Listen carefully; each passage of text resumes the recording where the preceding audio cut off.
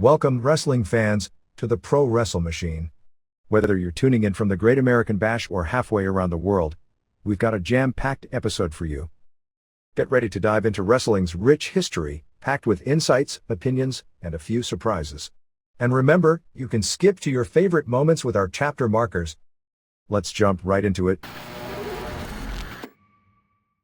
May 15, 2000 Observer Newsletter, WCW Slamboree Review, Drug Testing for Wrestling in NY by Dave Meltzer. The bill in New York written by State Senator Tom Libous of Binghamton, which would require state-mandated drug testing of all pro wrestlers that work in New York, if it passes, would without question wind up in some form or fashion completely changing the pro wrestling industry as we know it. Whether that's good or bad depends upon your point of view. There are a few things clear about pro wrestling. Even if some promoters can argue that they can regulate their own companies, the fact is, this business is largely a total failure at regulating itself. Between the drugs which have led to a death rate which would cause a media outcry if it was in a real sport or entertainment form of anywhere near the same level of popularity, much of which is practically institutionalized as part of the major league system, the false advertising and presenting adult situations as entertainment while selling tickets and marketing to children. Pro wrestling has come under fire. Even companies that argue they do regulate themselves will admit that their competitors do a poor job. And have the plethora of deaths led to any major changes in the industry that would prevent similar situations, or even lesser the rate, or similar situations happening in the future? But one would also expect that all promotions will unite, citing moral grounds in a business which has little or none, as their reasoning to oppose drug testing. While the bill probably has a slim chance to go anywhere, one never can tell the political climate in New York, particularly how the media views things and changes politicians' minds. Just a few years back, for example, a bill was sponsored and passed almost unanimously to legalize UFC and all similar competitions by the same New York State legislature and regulated under the jurisdiction of the State Athletic Commission. After the state politicians were heavily criticized by the media, particularly when an extreme fighting show was scheduled for New York City, and mainly the powerful New York Times, which turned it into a major news issue, the politicians reversed themselves and introduced and passed a bill almost immediately, and nearly unanimously, to completely ban the same activity they had just voted to legalize and regulate. In fact, it was the same state senator, Roy Goodman, who introduced both respective bills. While we can discuss the ramifications of the issue at length, politicians and the media, as well as the general public, will break it down in one of two ways. Pro wrestling has had far too many drug deaths and has enough testimony under oath that the drug problem is pretty much institutionalized within the industry, and is extremely popular with the youth of America, and the combination of that is bad. And, on the other side, that pro wrestling is not a sport, wrestlers are not athletes, so what is the purpose of drug testing them? And then the answer to that question is because they are already regulated by the state to begin with, and addressing the high death rate, since regulation is primarily for the health of the participants and the protection of the audience from fraud, should be perhaps the single highest priority. And then the problem with that question is that there is very little public empathy, both general public, wrestling fan, and even in the core of the business as it pertains to real deaths in what is perceived to be and often is a fake world of fantasy that people often go into to escape real-life issues, rather than deal with them. There are two scary things about the bill, which doesn't make it bad, and anyone could argue, make it the best thing that has ever been done by outsiders for the betterment of the industry in the long run. According to Jim Thomas, the director of operations for State Senator Libous, who appeared on Wrestling Observer Live on May 4th, the drugs tested will include all illegal drugs that can be tested for, which includes not only cocaine and non-prescription forms of medication, as well as prescription medication without a valid prescription, but also anabolic steroids, almost a staple of the diet of the majority of pro wrestlers and the big two companies, as well as marijuana, generally considered somewhat benign in the grand scheme of things. Any wrestler going into the ring loaded does in some form put both himself, which may be okay because you can't legislate what people do to harm themselves if it doesn't affect others, as well as his opponent, which isn't okay under any circumstances, at a greater risk. Exact protocol of how often the testing would be done has not been finalized, but this bill appears to make the policies in Oregon, which have kept both WWF and WCW out of that state, a joke. Oregon requires a test once per year as part of a physical to get your license renewed, which costs the wrestler in the range of $100 for everything. While the commission has the power to order an unannounced drug test at any time in the locker room, it is generally understood that this will never happen. The wrestler can pick when he wants to get his physical, and thus time avoidance of drugs to where it won't be picked in the screening accordingly, and do whatever they want for probably the next 11 or so months before having another one. Steroids are not tested for in Oregon even though, for whatever reason, the public seems to have the impression based on incorrect media reports that the big companies stay out of Oregon because so many of their wrestlers are on steroids. If the wrestler fails the screening, they can't get a license. Technically, a licensed wrestler can be tested at any show, and if that was done unannounced and regularly, and there are mandatory suspensions for failures.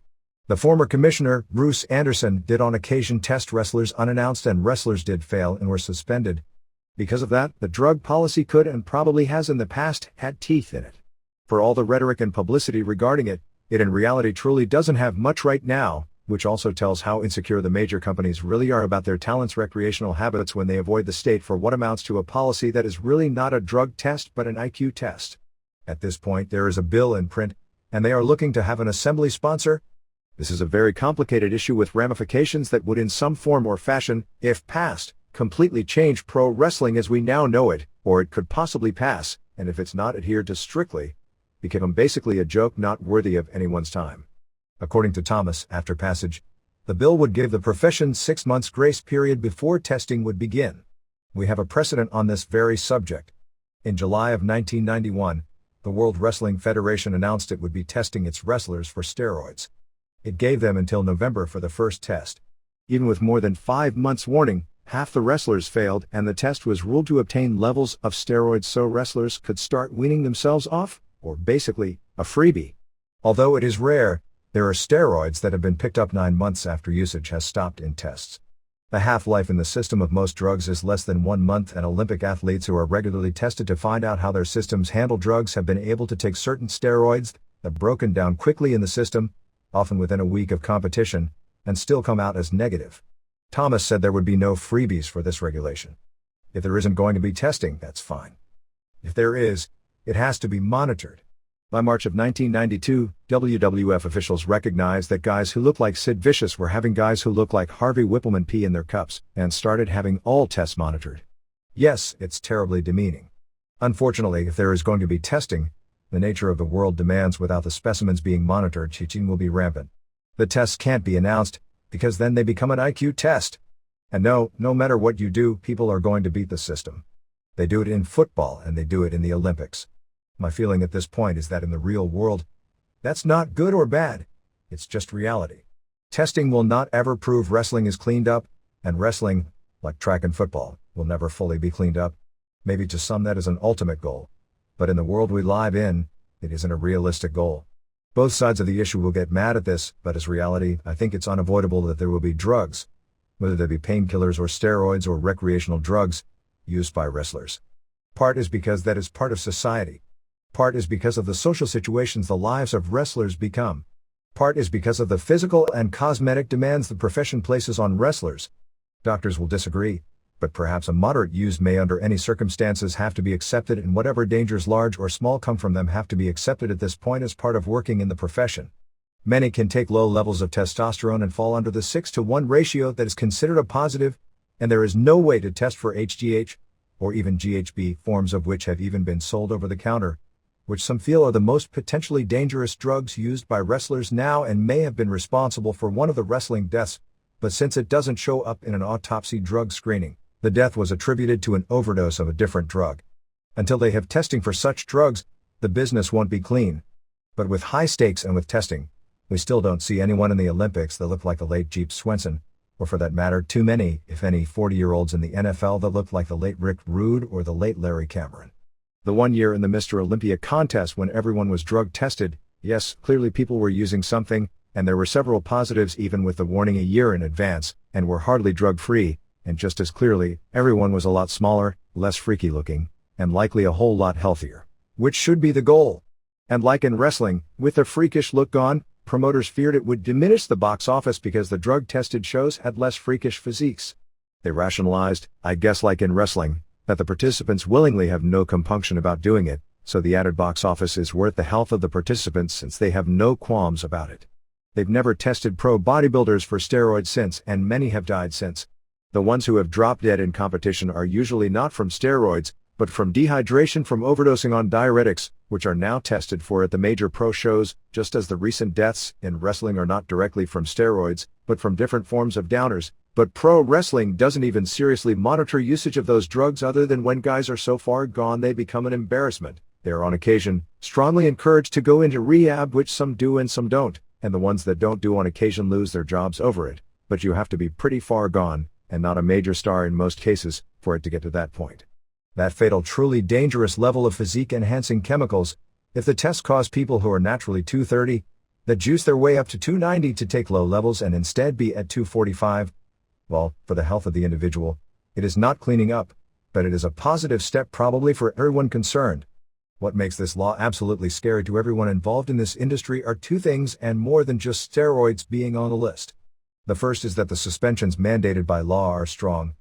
A first offense is simply a one-show suspension, which amounts to nothing by a slap on the wrist, which is good for a first time, and it's less than the NFL or NBA mandate for a first-timer.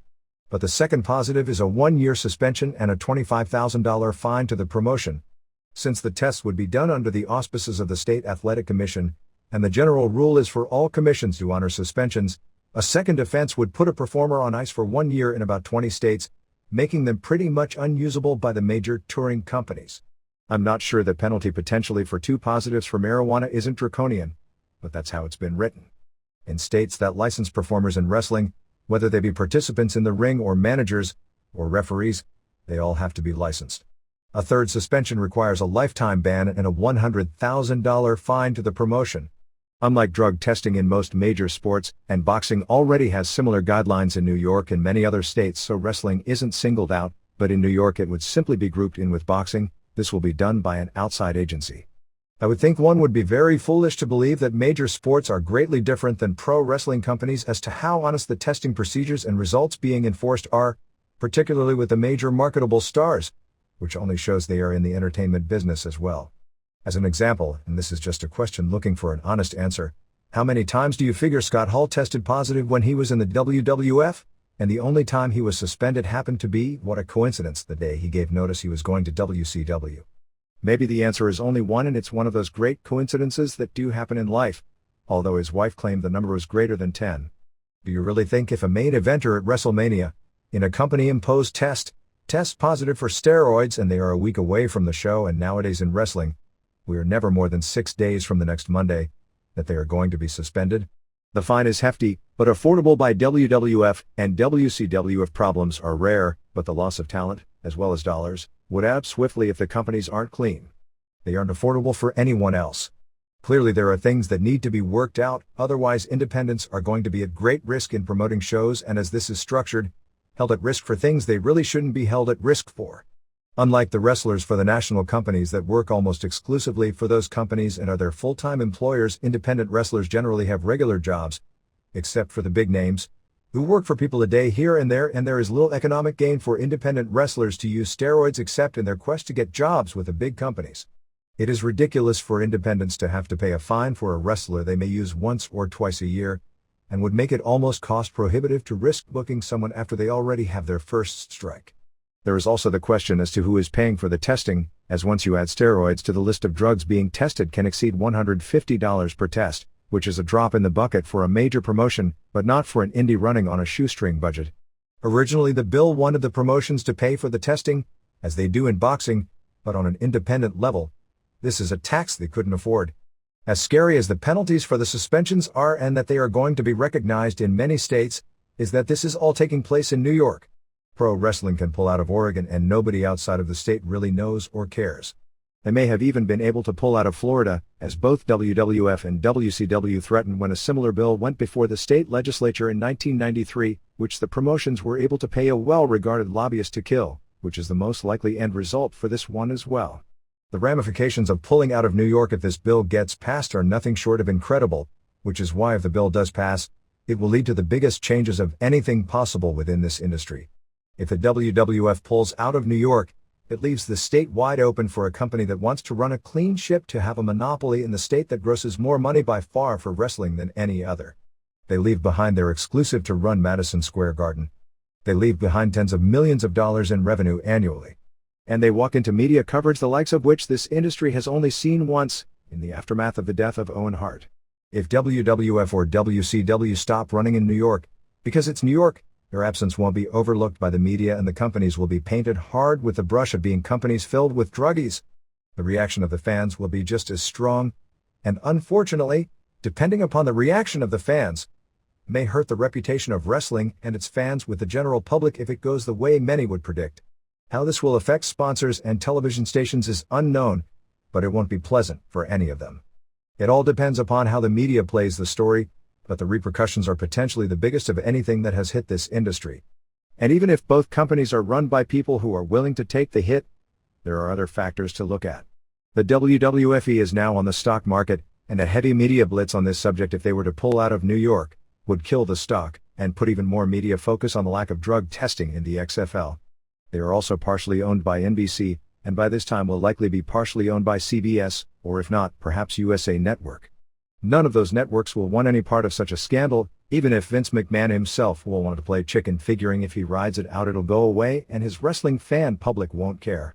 WCW is owned by Time Warner and America Online, and the people running that company are not going to be particularly pleased with holding a company where it is afraid to run New York in what would become an admission that, particularly if WWF were to pull out, they can't pick up the pieces in New York, because they are afraid their talent can't pass a drug test.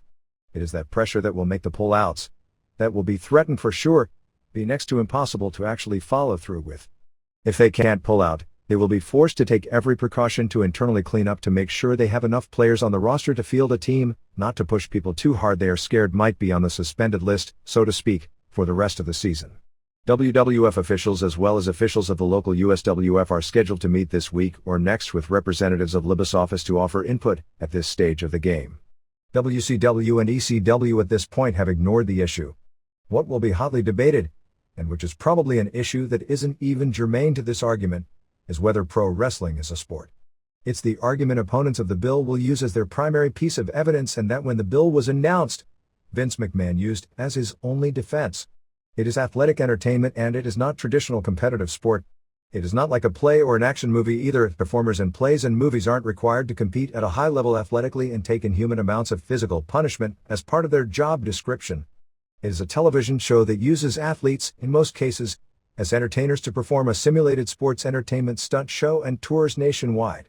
That last sentence, with the exception of the stunt show, although they all have their own unreal physical demands, would also apply to every major sport, which once they are professional and distinction, are also really entertainment except with outcomes and what goes in being actual competition as opposed to being scripted. And many would argue exactly where boxing fits into this equation in many cases. Should pro wrestling even be regulated is a very interesting question that I've gone back and forth on over the past 10 years.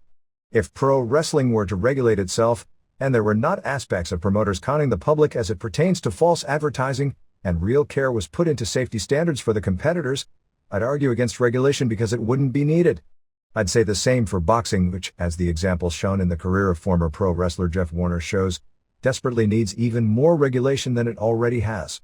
Even if, let's say, WWF or WCW would argue they do impose strict safety standards and didn't false advertise, and both would fail miserably in that argument, even they couldn't argue those standards are adhered to by the industry as a whole. Vince McMahon has even publicly favored regulation in New Jersey because of what takes place on the indie level. Of course, that's easy for him to say now since they've promised him they aren't going to regulate him, and is quite hypocritical because he'd change his tune when it would affect him, but he did say it. Paul Heyman has publicly favored regulation as well, saying that the industry needs it, so long as the regulation is enforced fairly, which it often is not, although he would likely oppose drug testing, as would everyone promoting in the industry. They'll claim grounds like political beliefs, but in most cases that's a smokescreen hiding behind what they are well aware of the realities of the industry today. The fact is, in states like New York where pro wrestling was regulated by law, in 1991, after the Zaurian trial, it was totally irresponsible. Testing for steroids wasn't mandated by the commissions in the first place, as it already was for boxers. There's an industry that the athletic commission's job is to regulate. Whether it is competitive sport or not is immaterial. That is their job, to protect the health of the participants. It came out in a court case that a doctor in the dressing room was routinely supplying not just steroids, but downers, not via prescription, but he was convicted of distributing them like a drug dealer, and that a larger percentage of the wrestlers were buying steroids from this doctor who was supplying the packages, which was against the law, not after examining his patients, but through FedEx packages to people living all over the country. In 1994, In the McMahon case, it was testified by Terry Bollea that 80%, and by Jim Hellwig that 90%, of the WWF wrestlers, and by others in the same trial, as part of the competitive nature of the industry, were using a certain illegal drug which was testified by many to be for a competitive advantage. For an agency in charge of protecting the health of the participants and keeping the environment healthy and fair, with that kind of evidence, it only showed what a joke athletic commissions are in the first place to simply ignore that testimony, particularly with the death rate in the profession, and let the status quo continue unabated. Should pro wrestling be regulated like a sport or like an entertainment? Neither. The NBA or NFL analogy isn't perfect, but nor is the circus or movie analogy.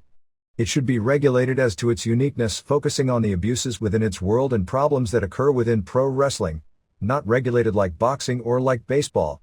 Because it's predetermined, it's stupid to worry about wrestlers gambling on their sport, or promoters managing fighters, which leads to questionable business practices, or champions dodging top challengers, or managers buying top ratings or setting up matches for their protégés.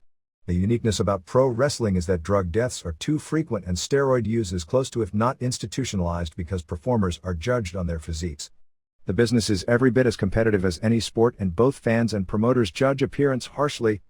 If anything, the "it's not a sport" argument as it relates to the drug issue falls apart based on the track record of pro wrestling, that it should be regulated even more closely than a sport, because in a sport, a great athlete may gain a competitive advantage by using steroids, but if they don't have a good cosmetic look and still can hit 40 home runs per year, nobody in the stands is holding up a sign saying Griffey has saggy tits, or De La Hoya has twig arms, and one of every 80 major league performers annually don't die within a calendar year. With the exception of pro bodybuilding, which one could argue isn't really a sport either, and bicycle racing, which has a drug testing program and frequent failures and suspensions, I doubt you'll find any sport that has anywhere close to the drug mortality rate and none with the rehab rate of pro wrestlers, and I'm only speculating on the previous two because I doubt anyone could provide data showing that high a death rate in those two worlds either. Perhaps the world of touring rock stars would be a statistical equivalent, but I'd be surprised if the number was that high. And if it is, the argument that because we can find another industry that has serious problems, because I'm sure someone can find one if they dig hard enough, because pro wrestling is not the worst profession or business in this world, it is still an incredibly weak argument to make to justify not cleaning up this industry voluntarily, and if not, fighting attempts to clean it up because the profession itself refuses to. But it's still the argument if this issue gains steam, that many will cling to. Even if some people in major companies argue they've taken steps, nobody in the industry can make an honest claim that the industry as a whole has done so, and thus, everyone should be happy that someone would try and do something for the betterment of the industry as a whole. But will everyone, or even anyone, be happy? No. Is there a chance wrestling fans will embrace this bill because if serious drug testing was in place for pro wrestlers that Brian Pillman or Rick Rude or Bobby Duncombe Jr. might be alive today, and in the case of all three, at the very least attention would be called to their problems as a warning to everyone before the fatality? This isn't pointing the finger at WWF, WCW or ECW. Sure, WWF supports can claim with the exception of Pillman, they haven't had a drug death over the past few years, but that doesn't defend the industry as a whole. And it isn't as if numerous people who were under their employment over the past 10 years didn't die young, or that Louis Spicolli's problems didn't worsen under their watch. Spicoli, like the rest of the names that have had stints in all companies, is the example that it is an industry problem, not a company problem. Even if, say ECW, can argue that Spicoli, Duncombe and Rude didn't die under their watch and thus they can't be held responsible, which is a fair statement, and you shouldn't be held responsible for what people do after they leave your employment. Fact is, that doesn't make it any less of a problem or justify the industry as a whole not being able to prevent things like this happening regularly to its performers. Spicoli, just as an example, had major problems while working at all three companies, which again shows the problem as industry-wide. Spicoli's problems, again as an example, at least what killed him, may not have been steroids, although he also used them, and an enlarged heart partially caused his downfall, so there could be a connection, but pain pills, often provided by mark doctors who want to be friends with wrestlers. The big stars who take part in this scene have them in every city, and people in the profession who have attempted to clean up the prescription pill problem, which, unlike steroids, doesn't have an upside to the profession. If the performer gets loaded because his performance goes down, he's a danger to the people he's working with. Somewhat have their hands tied. There is no full solution to any problems like this, only baby steps. The fact nothing is a panacea is not much of an argument for not taking the steps you can take. If every state and the major companies in Japan all required a serious physical as well as mandatory reporting of concussions, Gary Albright would almost surely be alive, as would likely Plum Marco, and the punch-drunk syndrome associated with many wrestlers today could be lessened. Is there a chance that people in the industry won't fight to the bitter end to oppose that kind of regulation? That's not for sure. Is there a chance the industry won't fight to the death to oppose drug testing? No. Because people are scared. Not scared about what they don't know or don't want to find out. Scared about what they know full well. The ones that will be the most scared are the ones that know the situation the best. There is a clear decision that this comes down to. Are the bodies lost worth the price of having fantasy men with fantasy physiques do things their real physical structures really shouldn't be doing to entertain us fans and make money for those promoters? The reality is, without illegal drugs, a large percentage of wrestlers, and I hate to blanket the industry because there are exceptions, couldn't have the look fans expect or do the things fans crave for night after night. The promoters have already answered by their inaction and will answer again by either their opposition or support of this legislation. The wrestling fans have never publicly answered or had to answer, although in hindsight few believe it is coincidence that the period WWF was seriously drug testing coincided with the period its popularity hit the skids and the company was losing millions of dollars per year. Fans are unfair to generalize, because many do care, but I'd suggest few would argue the majority don't give this a second of thought, which is the excuse promoters and even the media have used to justify also not caring. And this may be the saving grace for maintaining the status quo. When push comes to shove, the general public will never care unless it's such an extreme freak situation that doesn't apply to this anyway, like what happened to Owen Hart, and thus politicians won't want to be made fun of for taking time to care about deaths that are very real and rehabs of people who spend their lives acting like they aren't real people. At a time when the company needed something positive, WCW delivered with Slamboree. The show, paced by a real hot live crowd on May 7th at Kemper Arena in Kansas City, combined a strong work rate up and down the show and good booking to be the company's best pay-per-view show probably since the 1999 Spring Stampede. While there were no off-the-charts matches, the work and heat were there for all but a few matches. The next step is to do this consistently to where the business is successful. The show drew 7,165 fans, which was 4,862 paying $139,202, which was a substantial money loser as a live event. The show was on track to do 6,000 paid, and tickets not just stalled, but stopped selling completely with David Arquette added to the main event as world champion. Nevertheless, Jeff Jarrett, who ended the night as this week's version of WCW World Champion, and Diamond Dallas Page, took what could have been a real bad concept, a triple-decker cage, similar to the one which produced what many think was the single worst pay-per-view match of all time a few years back, combined with an actor as defending champion, and kept him out of the way and sprinkled weapons everywhere and had a very strong main event match. 1. Chris Candido, retained the Cruiserweight title pinning artist, Mike Hayner, in 7:59. This match wasn't good, but Candido still deserves credit for his end, but there were circumstances beyond his control, namely the other three participants. Candido took a huge bump over the top early. He did a plancha. He took a suplex over the top. The two did a totally screwed up sunset flip spot that the crowd booed. After Artist did a Samoan drop off the top rope, Tammy distracted ref Mickey J. Paisley pulled Tammy's hair. Tammy hit Artist with a chair. Everything involving Tammy and Paisley looked horrible and hurt the match. The biggest killer was Candido pinned Artist after the Tammy chair shot. Artist kicked out. Jay counted to 3 even though Artist had rolled his shoulder, and the music played. The guys ignored the bell and the music and the fact the announcers called it as the finish, well, they wouldn't know the latter, and kept going, and quickly went to the real finish where Candido used a piledriver and diving headbutt. Since the crowd already heard Candido's music since it was cued, they knew he was winning, so continuing on came off really bad. Paisley shoved down Tammy after and that looked bad, then gave Candido a low blow and pulled Tammy's dress off.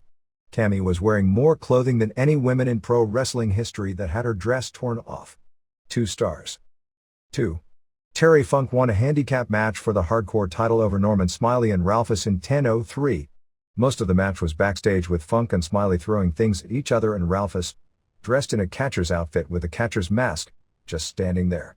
Ralphus threw some of the weakest garbage can shots ever. The height of the silliness was them throwing cardboard boxes at each other and selling it. As bad as it was perversely tremendous entertainment. Finally Funk brought Ralphus in front of the curtain and into the ring, and unmasked him and pulled his pants down. Ralphus basically stood there with his butt showing and teased doing the big wiggle several times. The cameras never got the shot the audience had, and it's probably a good thing. They brought in a ladder but didn't do any crazy ladder spots. Funk juiced from a chair to the head. Ralphus by this time looked like he was about to have a heart attack. Funk hit both Smiley and Ralphus with chairs and Ralphus died and Funk schoolboyed Smiley for the pin. 2 stars. 3. Sean Stasiak, Sean Stepich, pinned Kurt Hennig in 7:54. The crowd was really into everything Hennig did on offense. Stasiak's moves aren't bad, but he's totally mechanical and has the personality of a tree while doing them. Stasiak won clean with Hennig's trademark fisherman suplex. I didn't know they were allowed to do clean wins in WCW. 1 star. 4. Scott Reach Steiner, beat Captain Rection, William DeMott, to retain the U.S. title in 9:24. The former Hugh Morris came out and said that Hugh Morris was a brain fart from Eric Bischoff and that his real name was Hugh G. Rection, but would go as Captain Rection, which no doubt will quickly become Captain Rectum. Every time I hear Captain, I think of that horrible gimmick where Mike Rotunda ran around with the sailor's hat. Steiner did a belly-to-belly and a great overhead belly-to-belly before nearly killing him with a tiger driver where he totally messed up. Rection reversed a tombstone into one of his own. The finish was botched badly since Rection went for the moonsault, which Steiner was to move away from. Steiner moved, but Rection foot killed Steiner's face, making it actually more damaging than a real moonsault, but Steiner shook it off and Rection pretended he missed and laid there, and they went to the recliner for the finish. The rest of the MIAs tried to hit the ring after, but the RANB security stopped them. Finally Booker T came out and cleaned house on Steiner. 2.25 stars. 5. Mike Alfonso went to a no contest with Chris Kluseritis, in 12:11. These two put on the best match of the show. They were hurt because there was a big fight in the stands early in their match which took the crowd away. Awesome hit his big dive early which elicited an ECW chant. Canyon did a rolling block off the apron. Awesome delivered hard chair shots. After Awesome was crotched, Canyon delivered a neckbreaker on him off the top. Canyon hit a cool-looking flying neckbreaker. Canyon came off the top with a crossbody and Awesome rolled through for a near fall. Canyon used a fireman's carry into a flapjack for a near fall. Awesome delivered a power bomb and running lariat. Awesome dropped Canyon on a power bomb spot and he landed on his head. That looked sick, but Canyon got up okay. Awesome undid the mats and teased a power bomb on the floor. Canyon got away. Awesome delivered a released German suplex. They were on the ramp and Awesome set up a spot where he'd powerbomb Canyon off it, but Kevin Nash came down and interfered, which led to Billy Kid, Man, Vampiro, Shane Douglas, Chris Condito, Ric Flair and Sting all in a big brawl. The lack of a finish hurt. 3.25 stars. 6. Lex Luger, Larry Fole beat Buff Bagwell, Marcus Bagwell, in 9:30. This was the first time ever where Luger, who turns 42 next month, actually looked old in ring. I don't mean old as in his match was bad, because his matches have been bad forever, but facially and even his body looked like an aging bodybuilder as opposed to a bodybuilder. It's the unavoidable reality, but it hit me hard nonetheless because Luger always looked younger than he was. Backstage Liz hit Vince Russo with the bat and ran to ringside. As she ran out, she hit Buff, but Buff got the bat and hit Luger twice in the ribs and delivered a neck breaker. Liz got the bat and hit Bagwell with a very weak shot and Luger put him in the rack for the finish. After the match, Chuck Palumbo, just back from New Japan, came out wearing the same style boots and trunks as Luger for his gimmick as the new Total Package, joined with Bagwell in doubling on Luger and put him in the rack while Bagwell grabbed Liz and carried her backstage. 1 star. 7. Shane Douglas, Troy Martin, pinned Ric Flair, Richard Fleer, in 8:46. This was a good match. It makes perfect sense to build Flair up since he's supposed to get a title match on the next pay-per-view by jobbing for Douglas on this one. Douglas in an interview said he was going to franchise Flair's ass.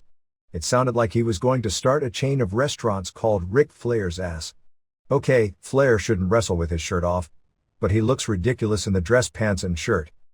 Trunks and a tank top or t-shirt would be far more effective. Flair only wrestling on special occasions when it has meaning would be even better. They traded hard chops. The fans were really into it.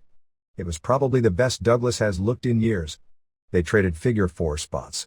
Flair kicked a field goal with Douglas nuts which caused Scott Hudson to compare him to Jan Stenrud, and Mark Madden to Freak. Stenrud is a somewhat dated reference to a legendary field goal kicker in the NFL, but if that was the case, Flair should have kicked his nut soccer style. A masked guy in a Sting mask came out and hit Flair with a bat and Douglas cradled him. Since the announcers were screaming it was Russo, it clearly wasn't, so it was no surprise when Flair was screaming for Russo to come back in the ring and then the real Russo came out for the 5 minutes. It turned out to be David Flair, with the announcers acting shocked at the son turning on the father, as if we didn't see that angle how many times last year. David and Russo pounded on Rick until Nash came out and he threw one knee and David was dead. Daphne hit Nash with a low blow and Russo destroyed Nash with the bat. Later in the show, Nash was backstage fine. 3 stars. 8. Sting, Steve Borden, pinned Vampiro Ian Hodgkinson, in 6:49. The Good Taste Award, at least for the moment, went to WCW because Sting didn't come from the ceiling on what would have been Owen Hart's birthday at Kemper Arena. Sting worked really hard, even doing a plancha over the post. He still doesn't sell much for Vampiro except when Vampiro hit him with a lead pipe. Sting got the pipe and delivered a stinger splash with it and hit 2 reverse DDTs for the pin. 2.5 stars. 9. Hulk Hogan, Terry Bollea, pinned Billy Kidman, Peter Gruner, in 13:31. Eric Bischoff was the ref. Horace Hogan came out with his uncle. "You smell a turn coming soon?" Both worked hard and if you just accept that Hogan's offense looks terrible and he doesn't take bumps, it was good. If you judge Hogan by the standards of a prelim wrestler, it isn't quite so good. Hogan did take the first Hurricane Rana of his career, which was actually more impressive than the pre-sawed table spots or all the blade jobs. Hogan whipped Kidman with the belt until Bischoff took it from him and gave the belt to Kidman, who used it. The entire match still screamed out because of the size difference how these two are totally miscast in this angle. Hogan had Kidman pinned a few times but Bischoff wouldn't count. Bischoff blocked Hogan from doing his leg drop. Hogan hit both Bischoff and Kidman with a chair and pulled out 2 tables. It was sort of funny. One of the tables was already broken and useless. Kidman hit Hogan with 2 weak chair shots and Hogan juiced. Bischoff held Hogan for another chair shot, and of course Hogan ducked.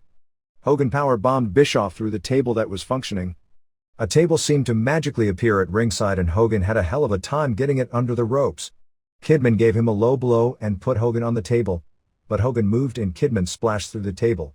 Horace Hogan ran out and grabbed the unconscious Bischoff's hand and counted to 3 with it. 2.5 stars. 10. Jeff Jarrett won the most prestigious title in the history of our sport, the WCW Heavyweight Strap, over champ David Arquette and Diamond Dallas Page, Paige Falkenberg, in 15:30 in a 3-decker ready-to-rumble cage match. Arquette got to miss a splash off the top early and they did an early spot where Page whipped Jarrett into Arquette. It was pretty well telegraphed during the show that Arquette was turning on Page for the finish. Jarrett and Page juiced.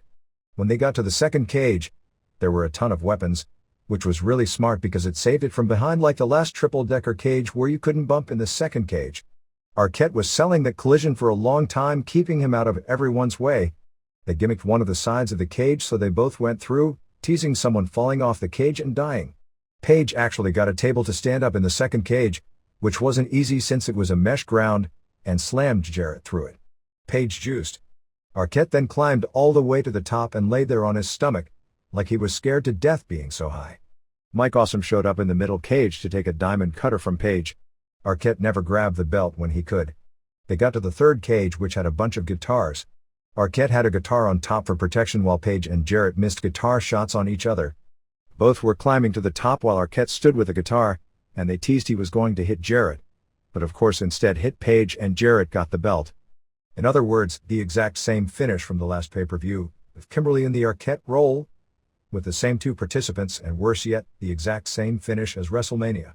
Kanyon then showed up to fight with Awesome standing on top of the bottom cage, which looked to be close to 20 feet from the ground.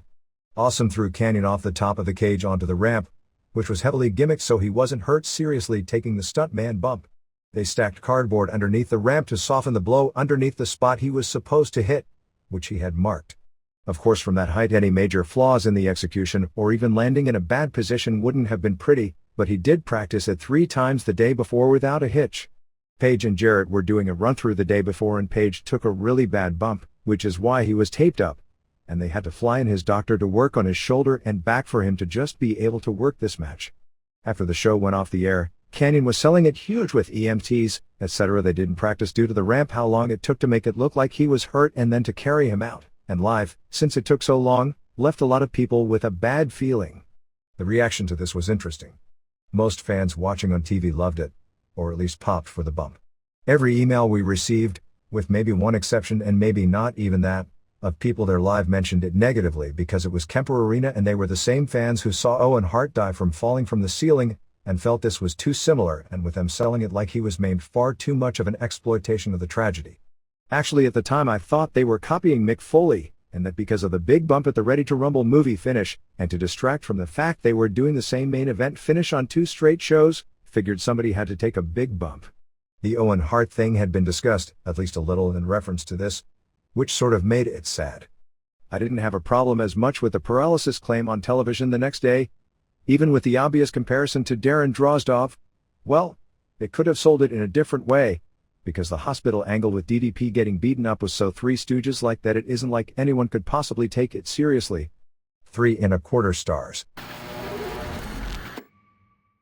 While it was by far the smallest crowd New Japan has ever drawn for a major dome event due to a weak lineup, the company did shoot a major angle, which is also the sign of desperation.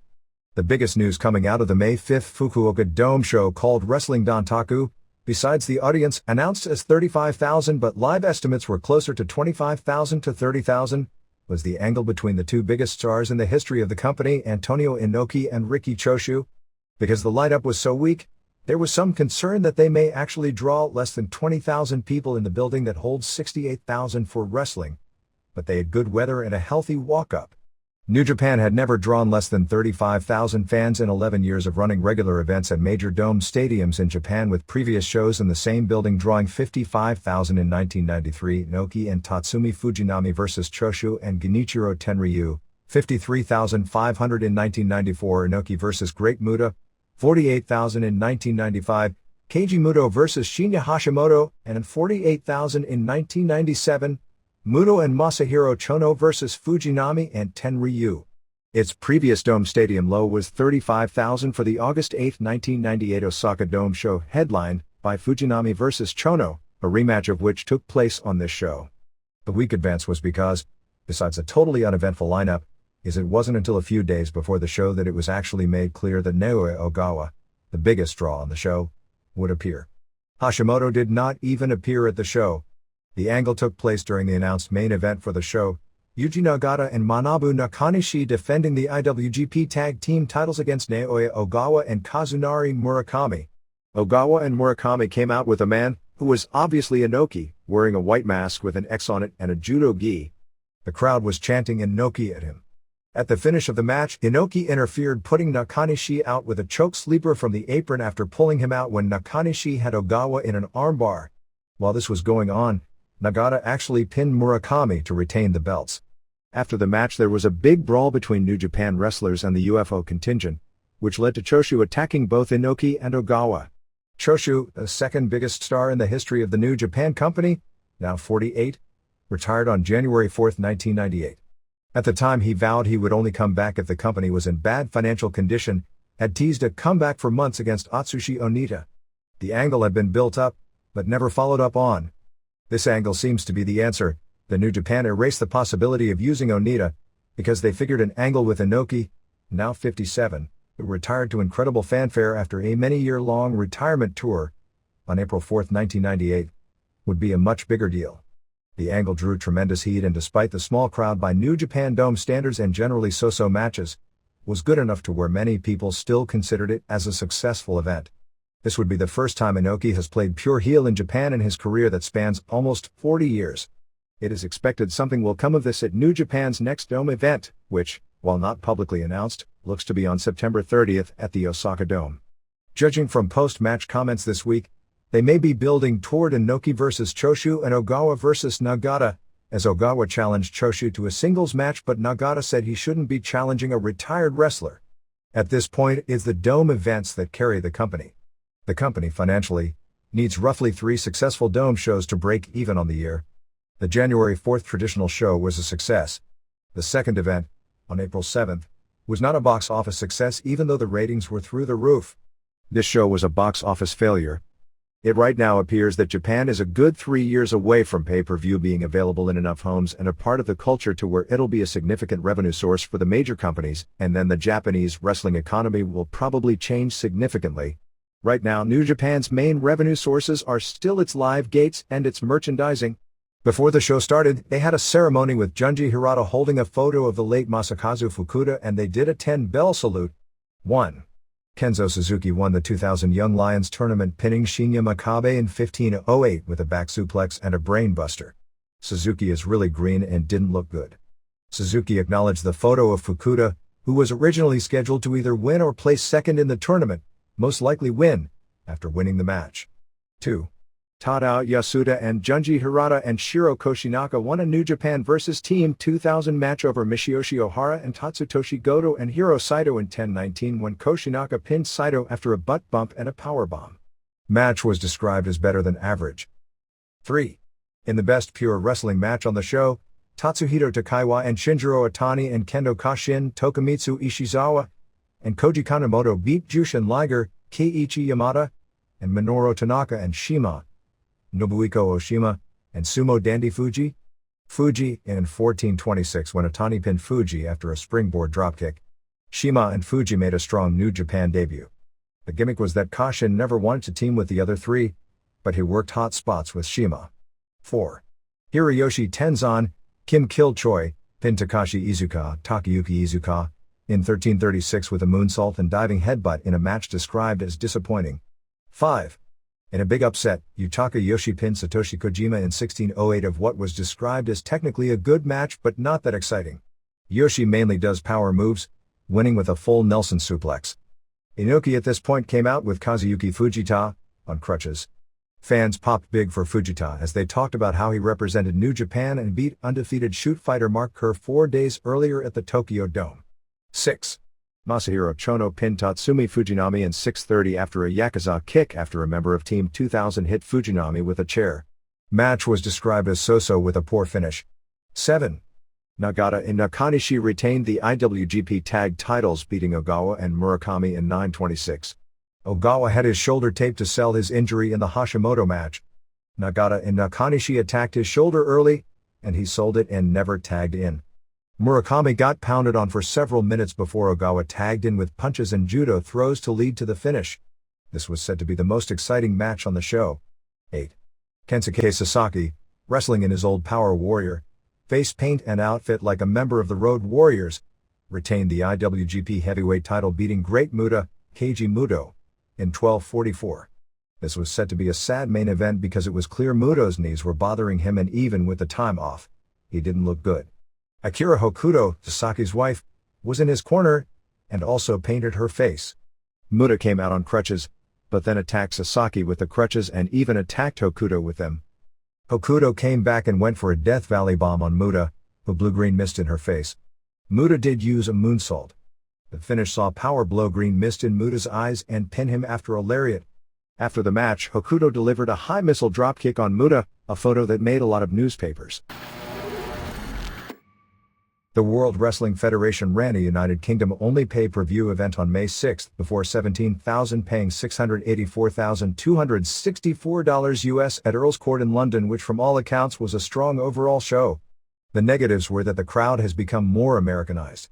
Typically WWF fans in England, like generally speaking in Canada, are more rabid than US fans on the major shows, who usually are so into the main events that it's difficult for the undercard to get reactions except for the trademark spots.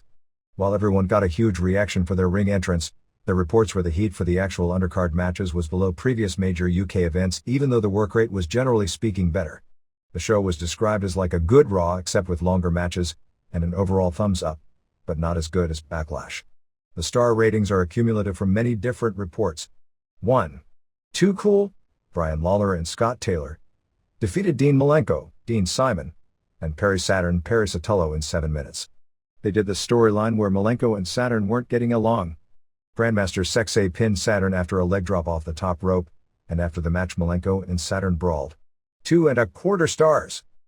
Vince McMahon did an interview guaranteeing a member of his family would win the WWF title by the end of the night, which led to interviews throughout the show with Triple H and Shane McMahon both arguing over which family member he was talking about. He made a point to say that Steve Austin, Earl Hebner and Linda McMahon weren't there to save Rock. 2. Kane, Glenn Jacobs, pinned Bull Buchanan, Barry Buchanan, after a choke slam in 3:31. 1/2 star. 3.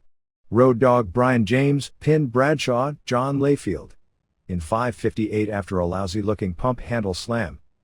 Dogg worked the match as if he was the face. X-Pac wasn't there, so they did a singles match. Farouk helped out early doing a double team until the referee gave him a red card, soccer terminology for getting thrown out of the game, and he was forced to leave. 1¼ star. 4. Kat Stacey Carter beat Terry Boatwright in an arm wrestling match with Terry playing heel. Mae Young threw water in Terry's face after Terry had been cheating all along. Terry undid the string in Kat's bikini top and one side of the building got a few-second glimpse of her breasts. On TV, there may have been a momentary look if you watched it on a tape with freeze frame. 5. Big Show Paul White as Shokishi and Rikishi Fatu Solofa Fatu beat Dudley's Mark LaMonica and Devin Hughes in 7:10 when Edge and Christian did a run-in and Edge speared Bubba and Show choke slammed him for the pin. After the match, to make sure everyone knows they are all faces, all four as well as Too Cool danced, with it ending with Bubba doing a solo. 1 star. 6. Kurt Angle pinned Chris Benoit in 6:04 after an Olympic slam after Benoit missed a diving headbutt. Angle worked hard to play heel but the crowd, because of what they see on TV, wasn't really into Benoit as a babyface. Benoit's right eye was swollen almost completely shut as he apparently suffered a broken cheekbone in his match on SmackDown where he lost the title. Crash Holly was doing commentary and complained that nobody in England had the guts for him to wrestle and challenged anyone from the country. 3 stars. 7. Davey Boy Smith as an unannounced surprise, won the hardcore title from Holly Aaron O'Grady in 3:37 after a power slam. Smith got a very disappointing reaction. Most reports were shocked that his reaction was no different than any undercard wrestler despite them building the anticipation with Crash making the challenge. The feeling is that they killed him as a megastar in England with the heel turn being done in England. 3/4 star. 8. Matt and Jeff Hardy beat WWF Tag Champs Edge, Adam Copeland, and Christian J. Resso in 12:53. A lot of good moves, but said not to be at the level of their American pay-per-view matches. Finish saw Jeff use the Swanton on Christian but Edge hit him with a ring bell for the DQ. After the match the Dudleys came out and put Edge through a table. 3 stars. 9. Eddie Guerrero retained the European title over Chris Jericho, Chris Irvine, in 12:56. They did a coin toss before the match to determine whether the European or IC title would be at stake. They wrestled a very good match with the finish being Jericho doing a springboard dropkick onto Chyna, who was on the apron. Guerrero then hit Jericho with the title belt for the pin. 3 stars. 10. Rock, Dwayne Johnson, retained the WWF title over Hunter Hearst Helmsley, Paul Levesque, and Shane McMahon in 14:47. This was your typical pay-per-view main event storyline. At one point Shane did a Muto-like moonsault off the top but landed on his feet. Most of the match saw them double-team Rock, until Triple H had a chance to win and Shane pulled him off, at which point they went after each other.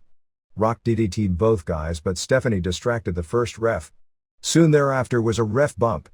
Vince tripped Rock, who turned around and grabbed him by the hair and Triple H hit him with a belt shot, but no ref to count the fall. Finally Gerald Briscoe ran out. When Rock moved, Shane hit Triple H with a belt shot. Vince ran in the ring with a chair but Rock stopped him. Triple H gave Rock a low blow and pedigree, but Rock kicked out. Triple H blamed it on Briscoe, so he punched Briscoe and gave Rock a second pedigree. Vince grabbed the ref shirt off Briscoe's back and put it on and went for the pin. At this point Heckner pulled Vince out of the ring. Vince tried to punch Heckner, who moved, and Vince punched the post. Triple H was on the top, but Shane as he was climbing in, accidentally touched the top which shook the ropes and Triple H crotched himself. Rock then gave Rock a rock bottom and then gave Shane one, and pinned Shane after a people's elbow with Heckner making the count. 3 stars. The next UK-only pay-per-view was announced as December 2nd from Sheffield. Duluth's George Tragos Pro Wrestling Hall of Fame as part of the International Wrestling Institute and Museum in Newton, Iowa had its induction ceremony for its second class. Danny Hodge, Dick Hutton, Earl Caddick, and Joe Stecker, on May 6th. The idea of this Hall of Fame is to honor pro wrestlers who can really wrestle and the selections are largely hand-picked by Thesz. There is a definite disassociation of the Hall of Fame with modern pro wrestling, although many people who work in pro wrestling have visited the museum itself and raved about it to me. Hodge's exploits have been talked about in these pages numerous times as a legitimate Hall of Fame caliber performer in both amateur and pro wrestling, 3 NCAA titles, including not only never losing in college but never even being taken down, an Olympic silver medal, Golden Gloves national boxing champion, top pro boxing contender, and for 16 years pretty much the undisputed top junior heavyweight pro wrestler in the world. Along with Vern Gagne and Canadian legend Earl McCready, Hodge would be the only men in both the Observer's Pro Wrestling Hall of Fame as well as an Amateur Wrestling Hall of Fame. Hutton, now 71, is also a member of the College Wrestling Hall of Fame, having won 3 NCAA titles, beating both Vern Gagne and Ray Gunkel, who later became a huge pro wrestling star in Texas and Georgia, to win the 1947 heavyweight title. He followed winning in 1948, and later that year represented the U.S. as a heavyweight in the Olympics but didn't place. In 1949, he lost by 1 point in double overtime to Gagne in one of those legendary NCAA heavyweight finals, coming literally 1 point from being the first 4-time NCAA champion in history, as he came back to win again in 1950. But Thez quit as NWA champion because he wanted to tour internationally and the NWA didn't have an international perspective on wrestling. He handpicked Hutton as his successor because he wanted what was at the time the most important title in pro wrestling on a real top-flight wrestler. The NWA itself wanted the belt on Buddy Rogers, but Thez had so much power then that he picked his successor. Hutton beat Thez via countout on November 14, 1957 in Toronto. The switch was something of a double cross on the fans as it was advertised as Thez versus Whipper Watson, who was a huge local draw, and they announced Watson couldn't appear since Hutton wouldn't have drawn a house, figuring correctly at the time that since world title changes happened in a city in those days only a few times during a lifetime, that fans wouldn't complain about Watson's no-show when they got to see what at the time would have been considered history instead. Hutton was not considered a successful world champion, and after dropping the title, was one of the few NWA champions whose credential as champ didn't carry him to main event status for the rest of his career. He faded out of pro wrestling only a few years later after dropping it on January 9, 1959 in St. Louis to Pat O'Connor. Caddick, considered the first champion amateur wrestler to come out of Iowa in the wake of Frank Gotch's popularizing the sport in the state as a pro, was the AAU freestyle champion, which in his day was the only real national championship. The first NCAA tournament wasn't until 1928, winning at 175 pounds in 1914 and 1915, as well as doing a double by capturing the heavyweight division in 1915 as well. He went pro and was considered the top pro for a few-year period when he beat Stecher for the World Heavyweight title on April 9, 1917 in Omaha, and became undisputed champion, winning another version of the title in 1918 from Ledek Zbyszko in Des Moines via decision, and later won via decision over Strangler Lewis. After serving in World War II, Caddick was double-crossed in a match with Joe Malsiewicz and lost, but was still recognized as champion in most places since he wasn't supposed to lose that match, until losing to Stecher on January 30, 1920 in Madison Square Garden, which drew what was at the time a record for the building and probably the second highest gate in history, behind the second Gotch Hockenschmidt in Chicago, of nearly $80,000. Caddick, as the loser, took home $15,000, Stecher $25,000.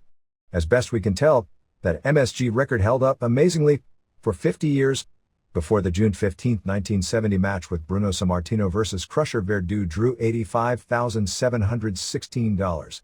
Stecher was Lewis' main rival as a pro in the 1920s. While pro wrestling was virtually a total work by that time, Stecher was regarded as legitimately one of the greatest of all time by just about everyone who had knowledge of that period. Stecher was generally regarded as the first world champion after one of the many retirements of Gotch by virtue of a July 4, 1915 win over Charlie Cutler in Omaha.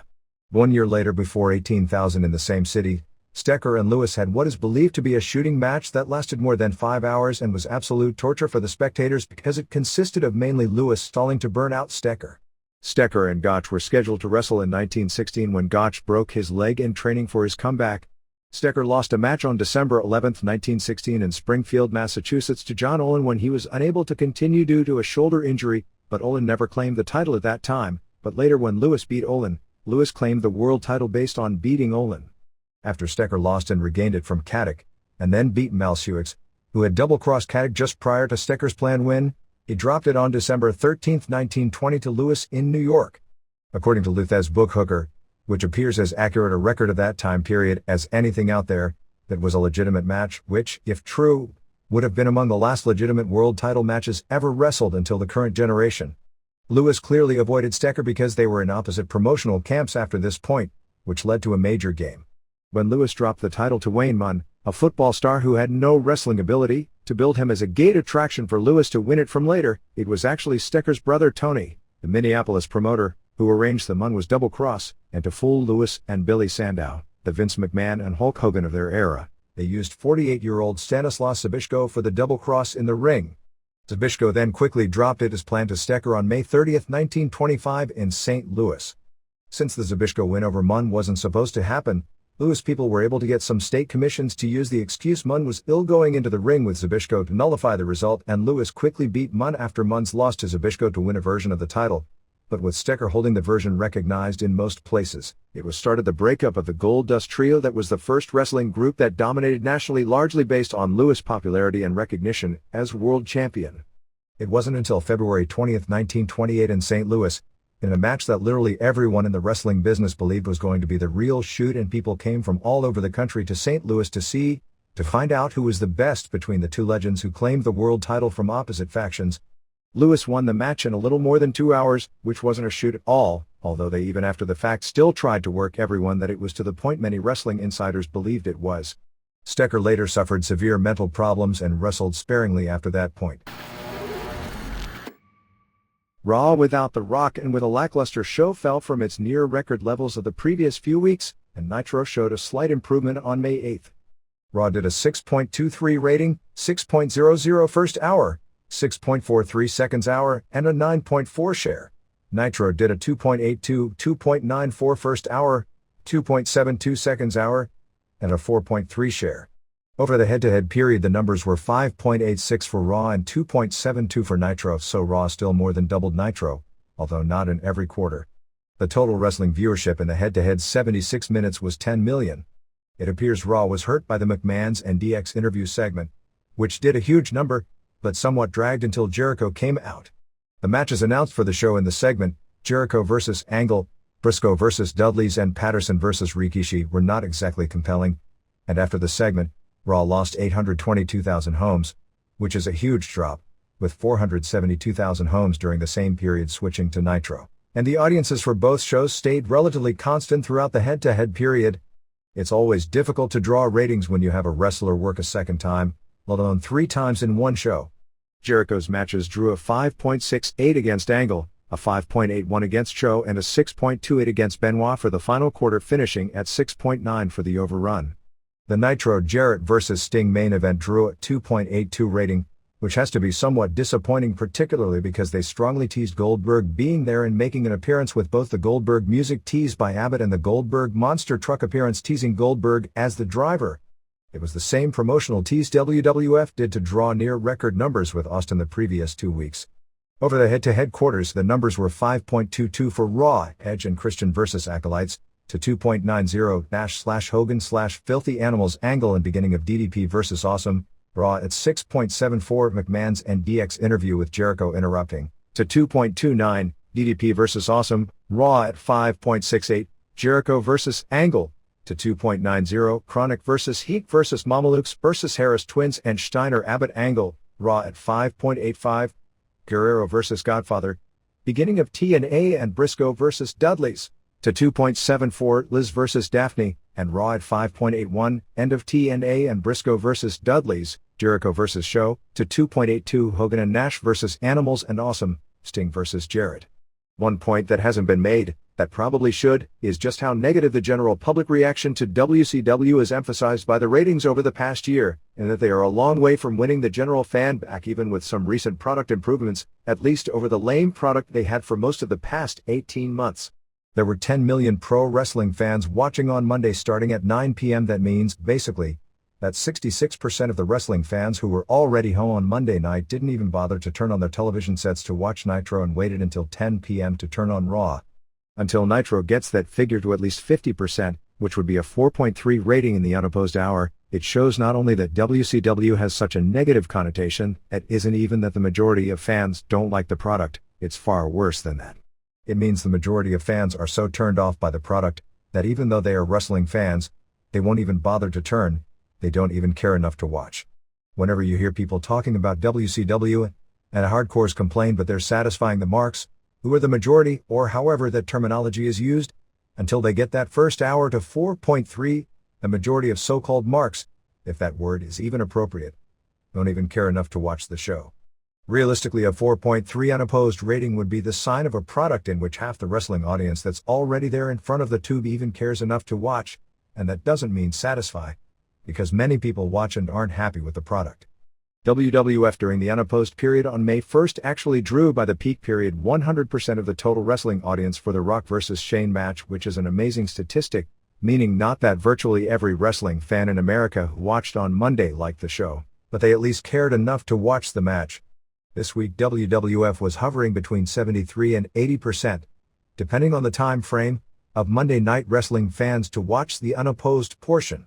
SmackDown on May 4th did a 5.31 rating, equivalent to a 6.24 realistic figure, which is very close to a record level, with an 8.5 share. The rating grew throughout, peaking at 6.29, equivalent to a 7.40 realistic number, for the Rock and Hebner vs. DX main event. Thunder on May 3rd did a 2.23 rating and 3.5 share. The drop from the past 2 weeks was probably more due to the show starting 1 hour earlier than usual. The early start time didn't seem to make any sense because there was no special sports programming on the station that would have necessitated a change.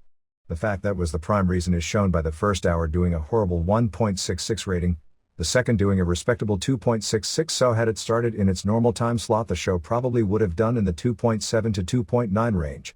To show more viewers than not were unaware of the time schedule switch, which to be fair, has to largely be blamed on the poor job of getting it over WCW did on Nitro 2 days earlier, limited to one mention on a television commercial and no mentions during the commentary of the show. The replay of the first hour at 1.84 actually beat out the original showing of it. The show peaked at 3.02 with the Battle Royal and showed strong improvement from start to finish since the show opened at 1.51 and grew all the way, which is a sign that people weren't leaving the show. Weekend ratings saw Livewire at 1.5, tied for the highest rated show of the day on USA, Superstars at 1.6, third highest, Heat at 3.08 highest, and WCW Saturday Night at 1.4, third highest. ECW on May 5th drew an 0.84 rating and a 1.6 share. It was still the highest rated show on the station since Roller Jam did and 0.61 and Motor Madness and 0.75. It seems pretty clear the WWF exposure only hurt ECW as a separate television entity. If there is a good thing, it's that the show grew throughout, but the growth was very slight in the first 45 minutes. The main event of Tao and Sandman vs. Rhino and Corino peaked at 1.01. The 3-hour AAA EMLL block on Galavision on May 2nd drew a 1.7 Hispanic rating, hitting a 2.6 in the target male 18 to 34 demographic. Mexico. They are charging $55 ringside, which is one of the highest ticket prices I've heard of in recent years in Tijuana on May 12th for the Rey Mysterio Sr. vs. Psicosis Hair vs. Hair match. Word has it this is going to be one crazy main event, and the reason tickets are so high is that the loser, presumably Rey Sr., since Psicosis said if he lost he would retire from wrestling, is getting $20,000. They have a commission in Baja California, which makes it very difficult, not impossible, but very difficult, for a promoter to not live up to advertised stipulations. This show will probably sell out. There is a lesson in all this on why stip matches in the US and in FMW don't draw but they still do in Mexico. It's because the Mexicans have no booking creativity. Really not much of major news at Arena Mexico. The May 5th main event had Pero Aguayo and Rayo de Jalisco Jr. and Villano Tercero over Mascara Ano 2000 and CN Cars and Apollo Dantes. May 12th main event is Aguayo and Villano Tercero and Atlantis vs. Shocker and Pierroth Jr. and Mascara Ano 2000. On May 4th in Cuernavaca they had a trios match where the loser of the third fall would either unmask or get his head shaved with Las Bestias Negras vs. Brazo de Oro and Brazo de Oro Jr. and Brazo de Platino. In the third fall, Bestia Negra gave Brazo de Platino a Martinete tombstone piledriver behind the ref's back, so he was doomed for sure. At that point Brazo de Plata ran from the back wearing a Brazo de Platino mask and splashed on Bestia Negra 3 for the pin and 3 had his head shaved. Abismo Negro and Electroshock won the Mexican national tag team titles from Hater and Panther on May 7th in Monterrey. Before he went to the WWF as Crash Holly, Aaron O'Grady was working in the Monterrey, Mexico area as the Green Ghost and lost a mask vs. hair match to Pimpinela Escarlata. The Mayflower's broken arm came when he attempted a dive but his arm got caught on the steps. His surgery went well and he should be back in about another month or so. Espiritu will take his spot in Los Vados Locos while he's out. Super Kalo debuts on May 14th in Naucalpan for IWRG. His younger brothers, who wrestle as Alan Stone and Motocross, work for the company on occasion, which also uses many of the Toryuman wrestlers that live in Mexico between tours. A wrestler called Misterioso Jr. will be debuting soon. All Japan. Weekly Fight magazine in Japan reported that this promotion would be splitting into two groups, as has been talked about inside for months as a possibility, after the next tour because Motoko Baba, who owns 85% of the company, the other 15% is owned by Nippon TV. None of the wrestlers own any stock in the company, and Mitsuharu Misawa, the company president, aren't on the same page. Our own sources expect Misawa to resign as president at the end of May. Misawa's complaint is that Motoko Baba never even comes to the shows anymore, but still won't give up her decision-making power. Misawa wants to start his new promotion in the summer and people expect it will get ugly. It is said that right now internally, every Japanese wrestler in the company with the exception of Mitsuo Momota, who has been with the company basically since its inception in 1972, is said to be siding with Misawa. The foreign wrestlers, because of their loyalty to Shohei Baba, have as a general rule been more siding toward Motoko Baba. However, when push comes to shove in wrestling, loyalties change. All you have to do is look at when 15 to 20 wrestlers were going to stick together to get Kevin Sullivan out as booker in WCW in January, and the number at the end ended up being 6, one of whom then backed out by the end of the night because they promised him a push. When Misawa has been asked by the press over the past week about the story of a promotional breakup, his answer has been no comment. Jun Akiyama placed 4th out of 8 in the Cycle Sports Festival bicycle race involving top athletes from 8 different sports, which was part of a major bicycle race series held May 9th at the Tokyo Dome. They announced the lineups for the next tour from May 20th to June 9th. Most of the major matches were already announced. Kenta Kobayashi, does that guy need to change his name working in this company or what? Will have his first pro singles match on May 24th. The May 24th Niigata show has Kenta Kobayashi vs Yoshihiro Takayama for the Triple Crown in what undoubtedly will be Kobayashi's biggest test in a long time. I don't know if Shawn Michaels could have carried Van Hammer to a 4-star match without using any gimmicks, but that's basically the test here. Other matches are Misawa and Yoshinari Ogawa and Daisuke Ikeda vs Stan Hansen and Johnny Smith and Eric Watts, Toshiaki Kawada and Akira Taue vs Akiyama and Manukia Mossman and Takao Mori and Takeshi Morishima vs George Hines and Steve Williams. May 30th in Osaka has Kawada and Taue and Hansen vs Amori and Takayama and Ikeda, Misawa and Ogawa vs Kobashi and Kentaro Shiga and Akiyama and Mossman vs Johnny Ace and Mike Barton. May 31st in Kyoto has Misawa and Ogawa vs Akiyama and Mossman, Kamon Honda and Masao Inoue vs Kobashi and Shiga. New Japan. Naoya Ogawa claimed that somewhere at some time Kazunari Murakami would attack Riki Choshu. Is official as we suspected that WCW has pulled not only Billy Kidman, but also Juventud Guerrera from the Best of the Super Juniors tournament. At this point, Kid Romeo is still going and it is expected they will send Elix Skipper and Alan Funk as replacements for Kidman and Guerrera, but New Japan isn't going to put them in the tournament, and instead has added Gran Hamada and Katsumi Yujuda from Michinoku Pro and Battlers. It's short of too bad nobody in WCW realizes they have people like Christopher Daniels, Psychosis, Silver King and Villano 4 that they aren't using who have all worked Japan, and have somewhat names there, Daniels as Curryman but he's actually very popular already, and would do well in the tournament. Not to mention Michael Modest who has no name in Japan but would have done well in the tournament with his work. Even La Parka, if he got his working shoes on, could do okay, although his style isn't a good mix with New Japan's style. That would have been a win-win situation for both sides. While Funk and Skipper have potential, they were in no way ready for the quality expected in a Super Juniors tournament with their level of experience. New Japan officials had pretty well expected from the start that Kidman would be pulled, and over the weekend, were going with the idea that all 3 of the WCW wrestlers were going to be pulled. New Japan announced the tournament lineups which starts May 19th at Korakuen Hall with the championship match on June 9th at Osaka Chuo Gym. Most of the tournament is in smaller cities. The A block now consists of Koji Kanemoto, Tatsuhito Takaiwa, El Samurai, Shinya Makabe, Dr. Wagner Jr. and Hamada. The B block is now Shinjiro Otani, Kendo Kashin, Minoru Tanaka, Minoru Fujita, Kid Romeo, and Katsumi Yujuda. The major shows are May 21st in Shizuoka with Kanemoto vs Samurai and Fujita vs Romeo, May 23rd in Kanazawa has Otani vs Tanaka, May 28th in Nagano has Kanemoto vs Makabe and Koshin vs Fujita. June 2nd is the biggest show of the tour at Budokan Hall with Kanemoto vs Hamada. It was originally to be the first meeting of Kanemoto vs Kidman, Atani vs Fujita and Yujita vs Romeo. Katsuhiko Nagata, the younger brother of Yuji Nagata, won the Asian Championships at 152 pounds in Greco-Roman wrestling, which ended on May 7th in Seoul, Korea. Nagata, who will do what his older brother, who was also a national champion in Greco-Roman, wasn't able to do, will represent Japan at that weight at the upcoming Sydney Olympics. Other Japan notes. In a major blow, Ring's World Heavyweight Champion Gilbert Yvel, who captured the title on April 20th in Tokyo with a victory over Kiyoshi Tamura in a shoot match, announced on May 3rd that he had jumped to Dream Stage Entertainment. This now makes sense since at the Pride show 2 days earlier at the Tokyo Dome, Yvel posed for photos shaking hands with Mark Coleman, which would have been the world champion of Rings posing with the world champion of Pride, which are warring organizations. It would seem to make sense by pro wrestling standards to book an Yvel versus Coleman match, although booking in shoot organizations usually makes even less sense than in pro wrestling.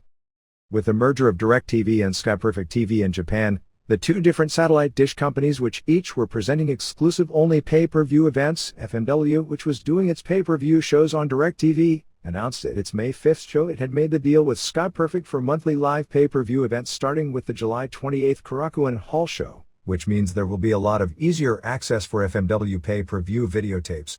On the May 5th show, H pinned Masato Tanaka in the main event before an announced crowd of 4,200 at Tokyo Komazawa Olympic Park Gym. As it turned out, the problems with FMW and ECW continued as neither Balls Mahoney nor New Jack appeared, and FMW last week had brought in Matty Smalls and Sam Fatu from California, the brother of Rikishi Fatu in WWF, as what appeared to be their replacements. There is tremendous heat in Japan on ECW and Paul Heyman because Heyman never told the company that the two wouldn't be coming for the big show. Heyman said that FMW was aware they weren't getting Mahoney and Tracy Smothers.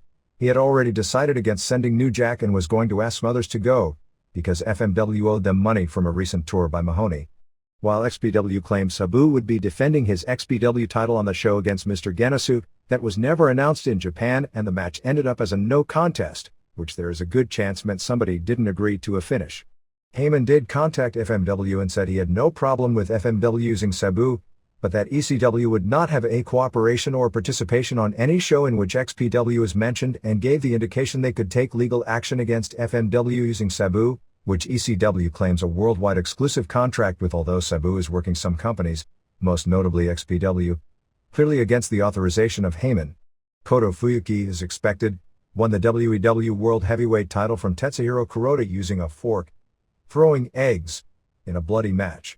After the match, Fuyuki, who had advertised this as his retirement match, nobody with half a brain believed it, said that he made his announcement in the newspapers on April 1st, and since it was April Fool's Day, it was okay to tell a lie, and said that he would never retire, and then challenged Genichiro Tenryu to challenge him for his belt.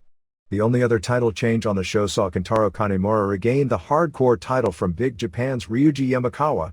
The July 28th show may be headlined by H challenging Fuyuki for the title.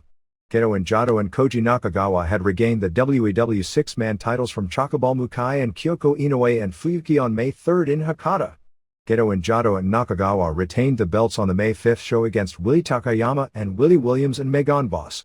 Since FMW models its shows like WWF, the titles literally change hands every week to where nobody remembers, and inherently that also means cares, about most of the belts and stipulations are advertised and never lived up to. Ultimo Dragon and Dragon Kid, as well as others from Toriuman, came to the May 7th Michinoku Pro House show, and Dragon Kid and Jinsei Shinzaki shook hands in the ring, basically saying they came from the same family. Both promotions are steeped in a combination of Japanese wrestling and lucha libre, so they would work together with the first major show on June 4th in Kobe, headlined by Shima and Sumo Dandy Fuji vs Tiger Mask and Great Sasuke. The losing team has to wrestle each other in a singles match. If Mask and Sasuke lose, their singles match will be a Mask versus Mask match. In a big surprise, rookie Takahiro Murahama, who does a kickboxer gimmick, he fought in K1 in the past, knocked out Super Delphin after a series of punches in an Enzui Jiri to win the Osaka Pro Wrestling Heavyweight title on OPW's first ever show in Tokyo, which drew a legitimate sellout of 2,394 at the Oda Ward Gymnasium in what was their one-year anniversary show. Murahama, doing the outsider type of gimmick, has won every match since joining the promotion to build up his title shot at Delphin. Murahama then said he wanted to wrestle in other promotions defending the title. This is all to build up Delphin getting a rematch in their home Osaka base for what they are hoping will be the biggest show in the history of the promotion. Reggie Bennett returned to All Japan Women after several years on the May 5 Korakuen Hall show. The main event was scheduled as Manami Toyota and a mystery partner from JWP against Yumiko Hata and Kumiko Maekawa. When the match started, JWP owner Masatoshi Yamamoto said the woman he planned as a mystery partner was injured. Hata and Yamamoto started arguing since they are doing the angle where Hata hates that AJW is even working with JWP. Toyota agreed to wrestle a handicap match. It wound up with both Dynamite Kansai of JWP and Bennett showing up, allowing Toyota to pin Hata with the Japanese Ocean Cyclone suplex.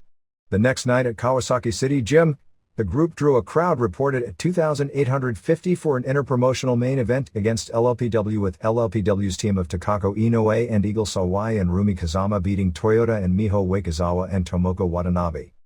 After a May 5 match in Kawasaki with men's Teo beating Abdullah the Butcher via DQ, Teo challenged Butcher to a rematch with a loser must retire stipulation, as if that stipulation at this point is going to sell one extra ticket, for May 14 in the same building.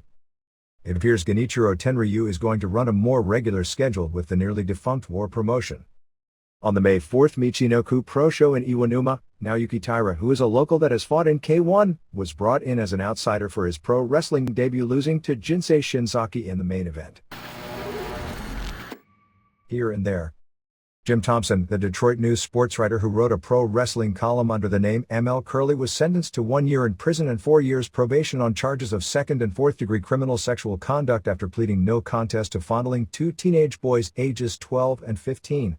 He is also prohibited over the next 5 years from having any social contact with anyone under the age of 18 without another adult present. Police are still investigating mountains of videotapes, audio tapes and photographs and the 1,200 names in his Rolodex in regard to more potential charges, as Thompson, 55, has acknowledged contact with more than 1,200 boys over a 35-year period. Police accepted the no contest plea to spare the two teenagers from having to go through a trial. The teenagers were heavily pressured by a school bus driver in Farmington Hills, Michigan, who had reported Thompson to the police to come forward. Randy Savage has signed to do 5 Roller Jam games, which will be taped this coming weekend at the new Roller Jam Arena in Kissimmee, Florida. Speaking of Danny Hodge, the 2000 winner of the Dan Hodge Trophy for the top college wrestler in any weight class, went to Iowa State sophomore Cale Sanderson by a unanimous pick. Sanderson, in 2 seasons of college competition, has a 79-0 record and 2 NCAA titles at 184 pounds, as well as winning the Most Outstanding award at both tournaments, which is a record no sophomore has ever achieved in the history of wrestling. Sanderson is the first non-senior to win the award. The Bayonne, New Jersey-based Jersey All-Pro Wrestling, the promotion which has been the subject of several front-page articles in its home Newark Star-Ledger, which led to Bayonne Mayor and State Senator Joseph Doria and Governor Christine Whitman to introduce legislation to regulate so-called extreme wrestling in New Jersey, was temporarily shut down. A crowd of approximately 300 fans came to the May 5 show, which was cancelled because of bureaucratic red tape. Doria, who had been attempting to shut the shows down because of their violent conduct and language and the fact that very few children as young as 5 were attending, had been unable because Whitman in 1997 had signed a bill where the state would have no regulatory powers over pro wrestling in exchange for the WWF bringing the SummerSlam pay-per-view to the Meadowlands Arena. The technicality was City Ordinance 728, which requires any entertainment of the stage, circus or theatrical performance to obtain a permit before opening to the public.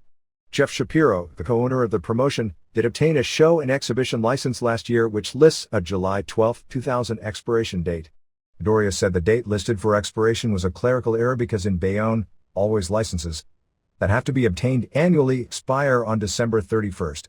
Shapiro was notified on April 12 that his current license was invalid and he would have to get a new one, which coincidentally was about the same time as the Star-Ledger broke the story that Christy Timper had broken a bone in her neck on the April 7 house show taking a power bomb through a table. See April 24 Observer. Bayonne Law Director Joseph Nichols was quoted in the story saying the company was disingenuous in saying they had been shut down suddenly without knowledge when they knew back on April 12 they didn't have a valid license. Shapiro said he immediately reapplied for a license. He said in July when he applied, he got the license in 3 days. It's been 3 weeks and he hasn't received one this time. Nobody at the city gave the newspaper a time frame when Shapiro would get a license, and Police Director Mark Smith said they were investigating the situation.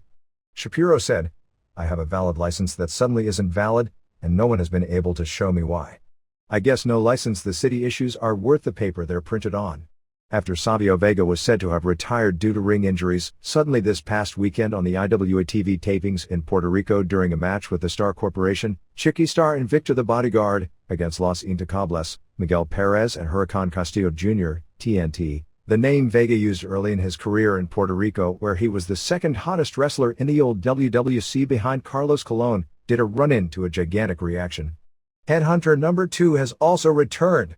In that promotion, they are building around numerous factions including Club WWF, which consists of Steve Bradley, Tiger Ali Singh, and Andy Anderson. The actual numbers for the April 28th show in Ponce, Puerto Rico were just under 7,000 paid and $170,000 for Rock and Kane vs. Dudley's. The numbers were a disappointment believed to be because Ponce doesn't have good cable clearance as compared to the rest of the island, so the WWF penetration wasn't strong. The company is doing in the 400 to 600 fans per show level, which isn't profitable with the local crew all on weekly salary, and it's clear unless they get big stars from the WWF to headline more frequently they aren't going to be able to survive over the long haul. They have a rookie American called Payne who is 22 years old and 7 foot plus that WWF has expressed interest in. In the WWC, a tag team called Thunder and Lightning, they aren't the former WCW tag team of the same name. One member of that team was Jeff Farmer, who is now Super J in New Japan, and the other is no longer in wrestling. These two are students of Isaac Rosario in Puerto Rico who made their pro debuts a few weeks ago as faces and are managed by Joe Don Smith in a face manager role and are police officers as their regular job. Won the WWC tag team titles from Dutch Mantle and Bouncer Bruno on April 29 in Carolina. Public Enemy is headed back to WWC this week. Kendall Windham is also in. Eddie Guerrero's childhood friend Arturo Flores from Juarez, who was briefly in WCW, LWO bodyguard role, worked in WWC this past month under the name Chato Guerrero. They had a major show on April 22 in Carolina, Puerto Rico, which drew 3,500 fans, although they lowered ticket prices, headlined by Carlos Colon over Bronco A in a barbed wire match and Ray Gonzalez over Carly Colon in a Universal title match when Jose Rivera Jr., who was the guest ref, turned heel on Carly. In the promotional war in Puerto Rico, the latest ratings saw on April 29, WWC drew a 9.6 rating and 38 share, while IWA drew a 6.1 and a 23 share. These shows aren't head-to-head. WWC runs 11 a.m. to 1 p.m., IWA from 1 to 2 p.m. on April 30. Each group runs the same time slots as the day before, with WWC drawing a 10.7 rating and 36 share and IWA drawing a 6.2 and a 19 share. Blue Meanie is leaving the Memphis territory due to wanting to move back to Philadelphia because his grandmother is having health problems. WWF is going to try and get him back into ECW for the time being. WWF also wants to send an influx of new developmental talent to the Memphis territory to pick it up, in particular several of Shawn Michaels' students they have under contract. In particular, everyone seems to be raving about Spanky. Coco Ware showed up on May 6 as a mystery man on the Power Pro TV show. MMA.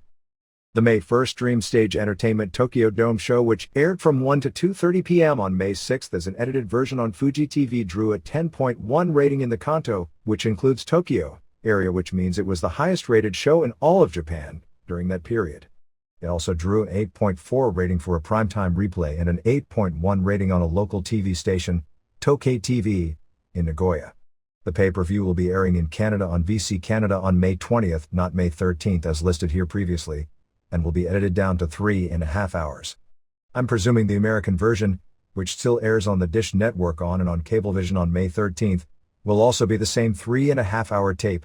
I've seen Gracie vs. Sakuraba, and much to my surprise, the 90 minutes was actually pretty gripping, and not the slightest bit torturous to watch like previous long matches on Pride shows have been. There were slow spots and Sakuraba was never in danger, but there were a lot of exciting spots, and as it drew out, you've seen a classic match people will be talking about for decades. The April 23rd K1 show from the Osaka Dome made for a really good television show, which probably had a little to do with the monster, 17.9 rating. Andy Hug's amazing skill has declined with age, and Greub Vitosa has improved enough to where their 5-round fight was very competitive, and Vitosa tagged Hug on several punches and even split the side of his head open with a kick before Hug won a close decision.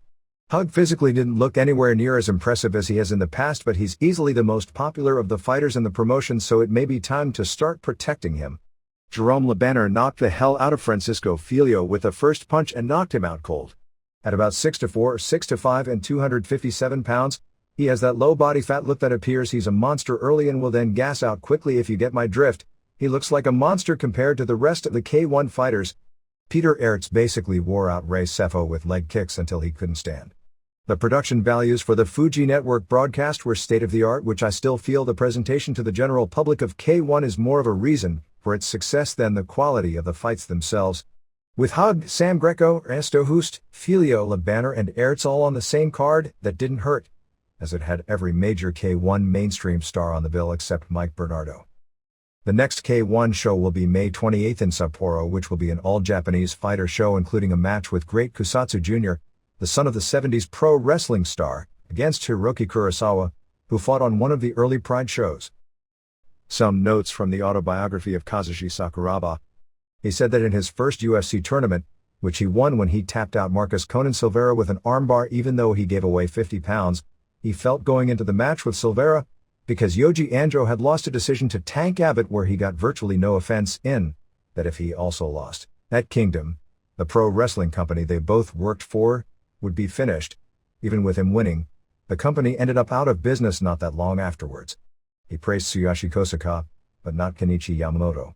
Regarding Kazuyuki Fujita of New Japan, he said that he first met Fujita when Fujita was in college, and noted that at the time Fujita was smaller than he was and asked what Fujita did to get the body he now has. Fujita is 237 of muscle and looks almost like a Japanese Kevin Randleman. Regarding the period he wrestled for New Japan in the New Japan vs. UWFI feud, he said they were debating whether to do the angle, which led to the famous Keiji Muto vs. Nobuhiko Takada match in 1995 at the Tokyo Dome, which was one of the biggest in Japanese pro wrestling history, and the decision was made to try and get mainstream exposure for their UWFI style by working it within New Japan big shows. He said at that point Kiyoshi Tamura, who was one of the top stars of UWFI, but refused to do the feud with New Japan, turned his back on the angle and company because he didn't want to do it. He said the others all debated whether or not to do it, virtually all did. Sakuraba said he enthusiastically wanted to do it because he thought he'd be able to get a match with Riki Choshu. Regarding the Gracies, he wrote, Hickson and Royler are people who just don't get it. They should rant and rave among themselves. I'd like the Gracies, he excluded Henzo in this statement, to entertain me some more with their obstinate childish theatrics. The Full Contact Fighter TV show, produced in Toronto, hosted by Michael Landsberg and Joel Gold, debuted on the Sunshine Network on May 5th. The first 24 or so minutes of the 30-minute show mainly hyped the Pride Tokyo Dome show. The show was almost like a pro wrestling TV show as a borderline infomercial opposed to a new show, as they hyped the upcoming matches on the pay-per-view, which airs May 13th, without mentioning the show itself had actually already taken place, with predictions about matches that had already taken place. I'm presuming the taping of this show occurred before the matches had taken place because the comments don't look as smart as they would have knowing the results when doing so. The footage from the January show and explanation of the tournament was solid. It showed highlights of all the January 30th first-round matches in the tournament and hyped the bracketing of the finals. No real issues were discussed, as they completely glossed over the controversy from the Guy Mesger vs. Kazushi Sakuraba match and didn't show the finish or the aftermath, nor even mention Ken Shamrock pulled Mesger out of the ring because of a pre-show agreement that Pride didn't honor. While it was mentioned that Gracie's fights on the pay-per-view would have no time limit, that was said once in passing, without any comment on whether or not in a tournament it was fair for someone to pick his rules that are different from everyone else's. The best part of the show was the feature on Ken Shamrock, who looked in freaky physical condition. They showed clips of both Frank Shamrock and Tito Ortiz saying then Ken is making a bad decision coming back. Ortiz in particular basically insinuated Ken was washed up, although not using those words, and Frank came out more strongly than you'd think in saying Ken was making a mistake. Ken didn't disagree with their comments either, saying they may be right, but he felt it was still something he had to do for himself. He said he was hoping to help the NHB as a sport in the United States by fighting, hoping that WWF fans would check out his fight as a curiosity and may then enjoy the product and become new fans. That could happen if WWF were to hype the show on its television because of the power of that TV. But without that television hype for the May 13th pay-per-view, which I'm presuming isn't going to happen, although they could safely at this point with the knowledge Shamrock wins the fight impressively, The crossover in regard to WWF fans who have never purchased an NHB pay-per-view or aren't fans to begin with ordering it isn't going to be very many. They also pushed in the closing moments Marcus Silveira, talking about his WWF Super Heavyweight title defense against Dan Severn, which airs live on May 13th in Evansville, Indiana but airs on pay-per-view in Canada only a few weeks later, and they pushed on the show the pay-per-view date, and not the fact the show itself is only a few days away, as well as Jose Pele Landy and Matt Hughes who are on that show, as well as the Kevin Randleman vs. Pedro Rizzo UFC heavyweight title match and a brief interview with Pat Militic to push the June 9th pay-per-view from Cedar Rapids, Iowa. In previewing the May 12th TV show, it is clear they aren't going to give the Pride results on that show either, since they hyped an interview with Gary Goodrich to hype his match with Igor Vovchanchyn on the show. Overall, the show blew away its 1980s pro wrestling counterpart magazine show, Pro Wrestling This Week. Dan Henderson, coming off winning the Rings tournament on February 26th, placed second in Greco-Roman at the U.S. Nationals in the 187-pound weight class, losing to Quincy Clark 11-6. Clark, who placed fourth in both the 1998 and 1999 World Championships, was also named Outstanding Wrestler in the tournament. This makes Henderson the second seed in the country going into the Olympic team trials, which take place June 22nd through June 24th in Dallas. ECW. At press time, there still was no complete card booked for the May 14th pay-per-view in Milwaukee. Announced is the three-way with Credible vs. Storm vs. Dreamer for the ECW title, Rhino vs. Sandman for the TV title, and Van Dam vs. Lynn. Gedo and Jado vs. Crazy and Tao is penciled in. Heyman expects Gedo and Jado for the pay-per-view, as well as a Masato Tanaka vs. Kentaro Kanemura match and something involving New Jack and the Baldies. But with relations with FMW seemingly fallen apart, that's not a definite. Crazy's situation isn't ironed out. He was stopped at the Houston airport for not having the right paperwork completed after all this time. Heyman said he expects it to be taken care of in Crazy on the pay-per-view, but others aren't sure it'll be taken care of that quickly. The trial that was going on this past week regarding the 1995 ECW fire incident where ECW, HHG, Mick Foley and Terry Funk were being sued by Raymond and Teresa Schweitzer over being burned and medical bills claiming $150,000 of damages went to the jury on May 8, and after 2 hours of deliberation, the jury ruled against the plaintiffs, ordering no damages. A key point in the trial may have been the allegation the plaintiff's hand was on the wrong side of the guardrail when the hand received second or third degree burns. Testimony had gone on for the past week and the closing arguments concluded on May 8. Funk was there all week for the trial, then flew to Kansas City to do the pay-per-view match, flew back to Philadelphia after the match to hear the closing arguments, and then flew all the way back to Kansas City that same day for Nitro. Foley and Dreamer were said to be very strong defense witnesses. Storm had a meeting with WCW but doesn't appear to have made a final decision. The biggest show of the past week was the TNN tapings on May 6 in Minneapolis, the debut in the market, which drew a hot crowd of 2,400 paid. The debut in Duluth the previous night drew 1,164. HC Locke pinned Bill Irwin, who lives in the area. Locke was out to ref and Corino challenged him to a match. Locke accepted, but then Irwin attacked him. Corino then put on Locke's ref shirt and became the ref. Dull match ending when Irwin accidentally hit Corino with the cowbell and Locke rolled up Irwin and counted his own pin. Chilly Willie beat Bill Wiles. Jazz came out to disrobe Elektra. Kid Cash pinned Johnny Swinger with a great-looking finish. The FBI attacked Cash until Whipwreck came out and threw a fireball at Sal E. Graziano. It looks like that he's going to be throwing fire regularly as his gimmick, and he got a great crowd reaction after doing it. Whipwreck pinned Guido in a fast match. Styles and Gertner came out for the TNN Open. Dreamer started talking when Diamond came out, leading to Dreamer pinning Diamond. Diamond had a new woman, Angel Orsini, who formerly worked in Florida as Riptide, usually against the late Liz Chase. During and Roadkill won a three-way over Baldies and Nova and Chetty. New Jack did a run-in and cut a promo saying he would finish off the Baldies on the pay-per-view. Storm beat Lynn. Dawn Marie was on crutches the past 2 nights. Apparently she hurt her foot training during the week and is expected off crutches by the time the pay-per-view comes. Said to be the best match. Credible went to hit Storm with a cane but hit Lynn instead. After the match, Cyrus came out and asked Lynn to join the network. Before Lynn answered, Tao attacked Cyrus, but then Lynn attacked Tao. Lynn still said he wasn't joining the network, but that he had unfinished business with Tao. Rhino beat Tao to keep the ECW title with a piledriver from the ring apron through a table on the floor. All the heels beat on Tao until Sandman did his usual world's slowest run-in. He did well until Rhino stopped him, and they were all beating on him until Van Dam came in and frog splashed Rhino. Main event saw Credible keep the ECW title, beating Raven. Credible did most of the work and carried the match, taking a lot of wild bumps. Raven didn't bump much if at all, as he's really banged up and at this point is only working the TV tapings. Early in the match he took a bump over the top to the floor and the guardrail was too close and his foot hit the guardrail, causing his head to crack either against the ring or the floor. He was feared to have suffered a concussion as he was out in the ring. Threw up after the match, which is a sign of a concussion, and was still glassy-eyed later, but apparently has been cleared to wrestle on Sunday. He still worked a 15 minutes match. Double juice. Francine low-blowed Raven and Credible schoolboyed him, holding the ropes.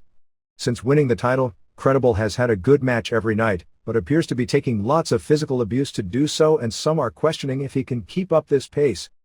Jason Knight was under the impression over the weekend he'd been fired since he went to get his plane tickets for the shows in Minnesota and there were none. Hadn't been given any notice of being fired, but he's been taken off all advertising in regard to being with Credible. After talking with management, he posted that he had a 2-year contract and was going to be phased down as a manager and used more as a wrestler. His situation still may be tenuous. Paul Heyman missed TV for the first time ever as he was at a funeral for someone he's known for a long time and wound up booking the show via phone. In Duluth on May 5th, Sandman and New Jack had a fight backstage. Reports we heard were that Sandman precipitated it, calling New Jack that word you're not supposed to say over and over, with New Jack trying to ignore it at first. Finally they started fighting, but it was broken up.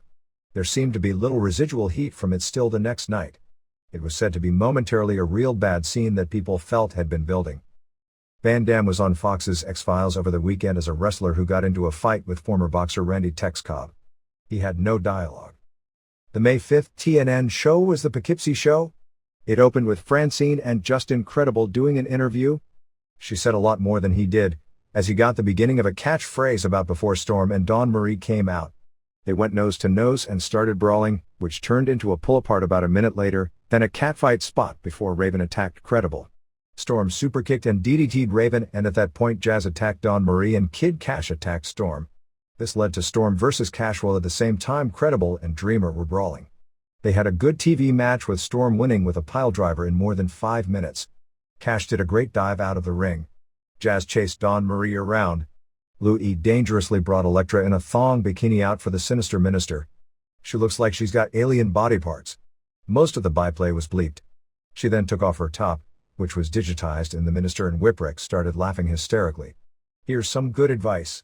If you're ever with a woman and she takes off her top and you start laughing hysterically, more often than not it isn't going to wind up in your favor. Lynn beat Scotty Anton in 3:43 with a cradle piledriver.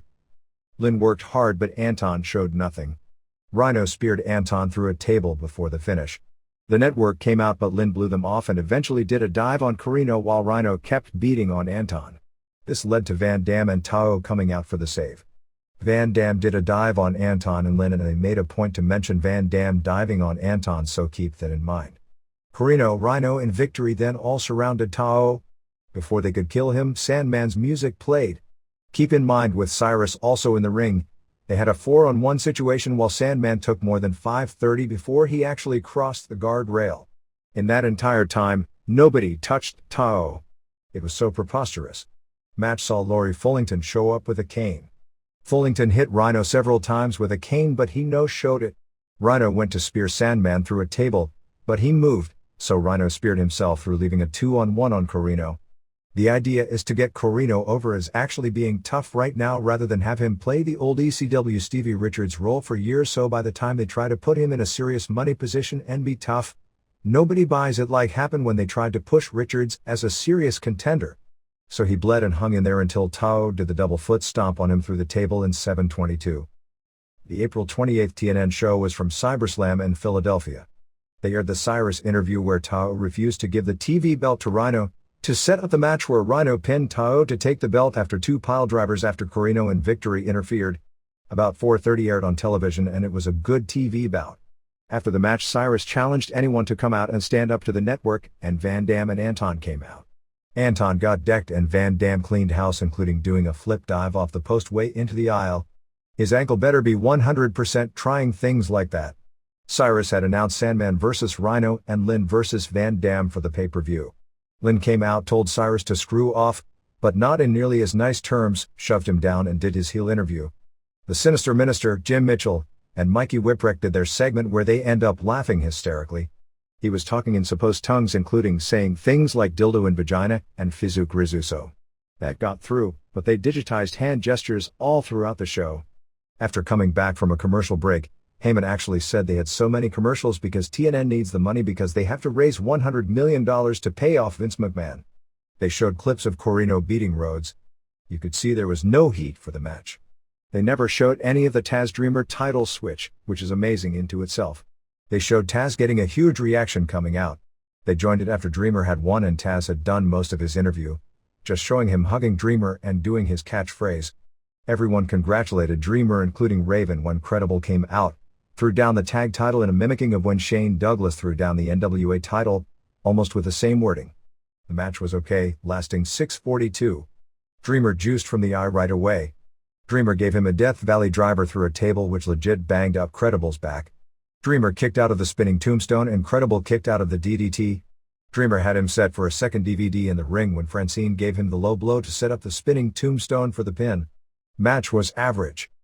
ECW is tentatively scheduled to debut in Toronto on September 30th.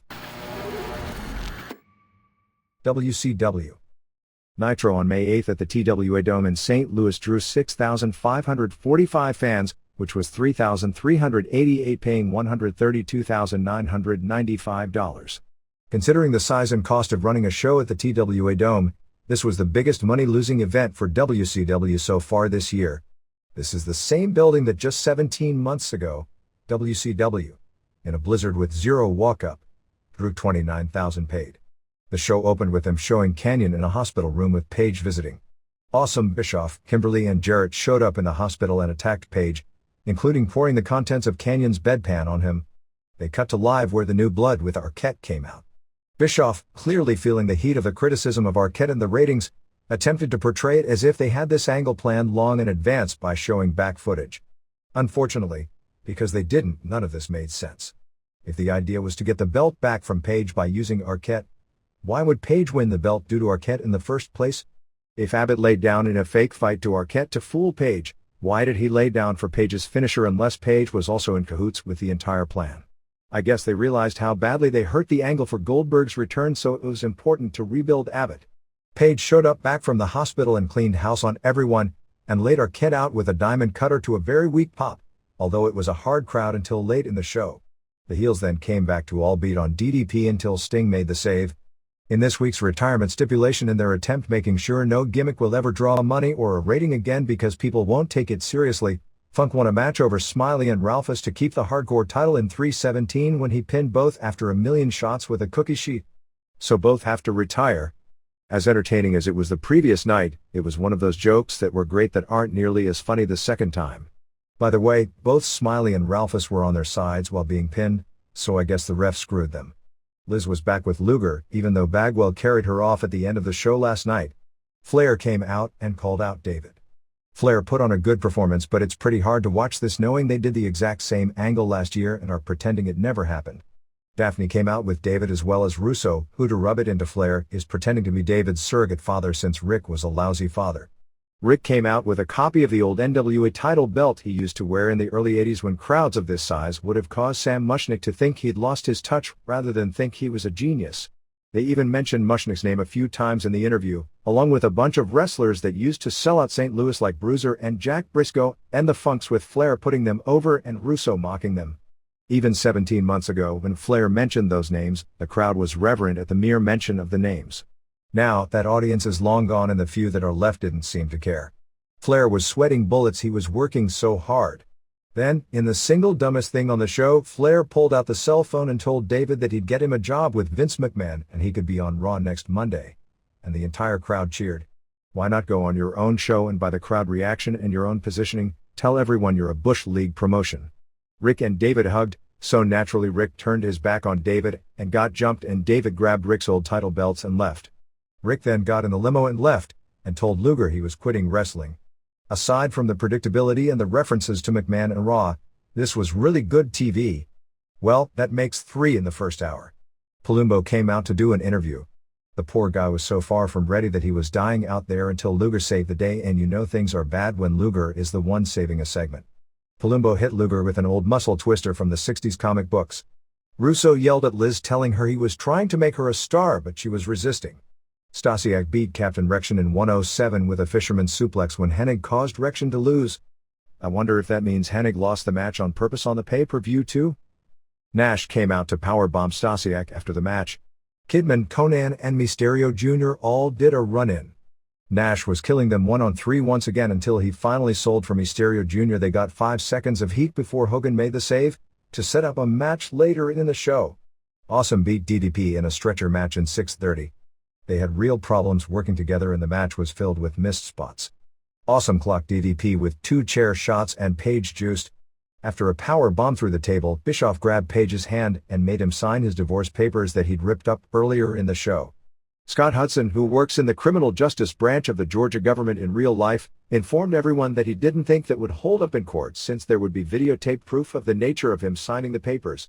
Can you imagine actual common sense right in the middle of a wrestling show? Steiner did an interview and Abbott came out and gave him a low blow and a knockout punch. Finally, Tank's punch worked against a real wrestler. The segment was real good. In what was supposed to be a tag match with Chronic against Harlem Heat Mamalukes, who had Disco Inferno as their manager still, and Harris Twins ended up in a total mess. The teams who were supposed to be partners all fought each other with no even attempt at an explanation. Finally, Mamalukes and Harris Twins were eliminated. Stevie Ray then turned on Big T and hit him with a slapjack for no apparent reason, other than Stevie must have been pissed after all these years having to put up with such a lousy tag partner, and Chronic double choke slam T for the pin at 4:23. Steiner came out to challenge Abbott. Abbott did a ring entrance to mock Goldberg, which would draw a lot more heat if it hadn't been done so many times by so many others already. Crowd did pop for the Goldberg music. Steiner and Abbott's brawl was tremendous and maybe the most exciting thing on either show, which is amazing since Abbott was involved. Steiner was killing Abbott when Rick Steiner ran in, and of course, turned on Scott. The announcers were stunned that a brother would turn on a brother, except that every brother combo in WCW turns on each other every 3rd week, and these two feuded for years while almost never actually wrestling each other, which is a great gig. Liz beat Daphne via DQ in 39 seconds when Medusa interfered. Mona then made a save. Liz hit Medusa with a chair. This was tons better than it had any right to be, and it was because of Liz. The stips were that if Liz won, she'd get to go back with Luger and be freed of her contract. Madden then explained that since Liz lost, she was stuck with Russo, which would have made more sense if the ref hadn't have called for the bell when Medusa interfered, making Liz the winner. Hogan and Nash went to a no contest with Kidman and Conan and Mysterio Jr. and Awesome in 2:28. Awesome joined the group because those old guys would never sell for guys that size all by themselves. Actually, they didn't sell at all, even 4-on-2. Finally, Hogan brawled with all 4, not selling for any of them until finally they wore him out with a baseball bat and put him in the trunk of a car. Nash was distracted by a missile dropkick by Juventud Guerrera, but he power-bombed him. I'm not sure how this makes the 5 guys into big stars. They tried to kidnap Hogan, but the Goldberg monster truck blocked them, and Hogan, with his magical powers, since I guess he saw the Houdini biography special, escaped the trunk. Jarrett retained the title, pinning Sting in 5:34. This match had great heat and Sting was really enthused, doing a plancha onto the ramp and a flying clothesline from the ramp over the top into the ring. Sting put on the Scorpion, and then the worst thing happened. The crowd, sensing a world title change, got really excited. Well, actually, unison, they turned their heads to backstage waiting for the run-in. The first time I ever saw this happen was in 1988 watching Jim Crockett Promotions, and I think it was when Sting had the Scorpion on Ric Flair in world title matches when it was first noticeable. The reason I bring that up is because the cities the fans did that in drew smaller crowds every month until by November, the entire company was out of business. The only difference is these guys don't have to make money. Actually, the fans were looking in the wrong direction since Vampiro came from under the ring and pulled Sting under. Next was the collective groans, which come from a crowd that hates the finish, not in the good way that draws money for the next show, but in the way that tells them the next time they come to town, they have to give away a lot more tickets. Sting came up from the hole all bloody and Jarrett pinned him. The NB all destroyed Sting with a bat until Hogan and Nash by themselves beat up another gang. It's so great to see how unselfish Hogan has become of late. The Goldberg monster truck then ran over Rick Steiner and Abbott's car. Now, the announcers knew this, so logically, If they knew Rick Steiner and Abbott came in the same car to the building in the first place, well, thankfully no other TV drama is written so well, and this was one of the better Nitros of the year. The plan now is that they are hoping for Bill Goldberg to return at the Great American Bash pay-per-view. Others close to the situation are saying June is a very optimistic estimate and July or August are more likely. WCW's August pay-per-view is tentatively scheduled to be called New Blood Live and take place on August 13th in Vancouver, BC at the PNE Coliseum, not the BC Place, where WWF runs, which would be the first WCW pay-per-view show ever to take place in that part of Canada, second ever, as Mayhem was in Toronto in November. They will be running Nitro the next night at the Kelowna Centre in Kelowna, BC and Thunder in Kamloops at the Riverside Coliseum. These are cities that Stampede Wrestling used to run, but are smaller than all but the smallest cities WCW has run major TV from. Scott Hall is supposed to be back from his neck surgery in about 8 weeks and will form a team with Nash on his return. Guerrero at first wasn't going to get a serious push as part of the Filthy Animals because those in management feel that after his court date on May 26 on the DUI charge as well as the charge of fleeing from the police in a car chase, he is likely to get deported. There is also some heat on him because there is a feeling in management that he may go to WWF since they wanted to sign him to a 3-year deal after his current deal expires in a few months, and he balked at anything longer than 1 year. Bret Hart's deposition in the Owen Hart lawsuit, which was scheduled for this week, was moved to late June due to Jerry McDevitt, Titan's main attorney, being involved in a trial. Although he had gotten the week off for the deposition, WCW called him the day before Kansas City and asked him to work it as Vince Russo actually wanted to do some sort of an angle where he would be on camera on the rafters near the ceiling of the building.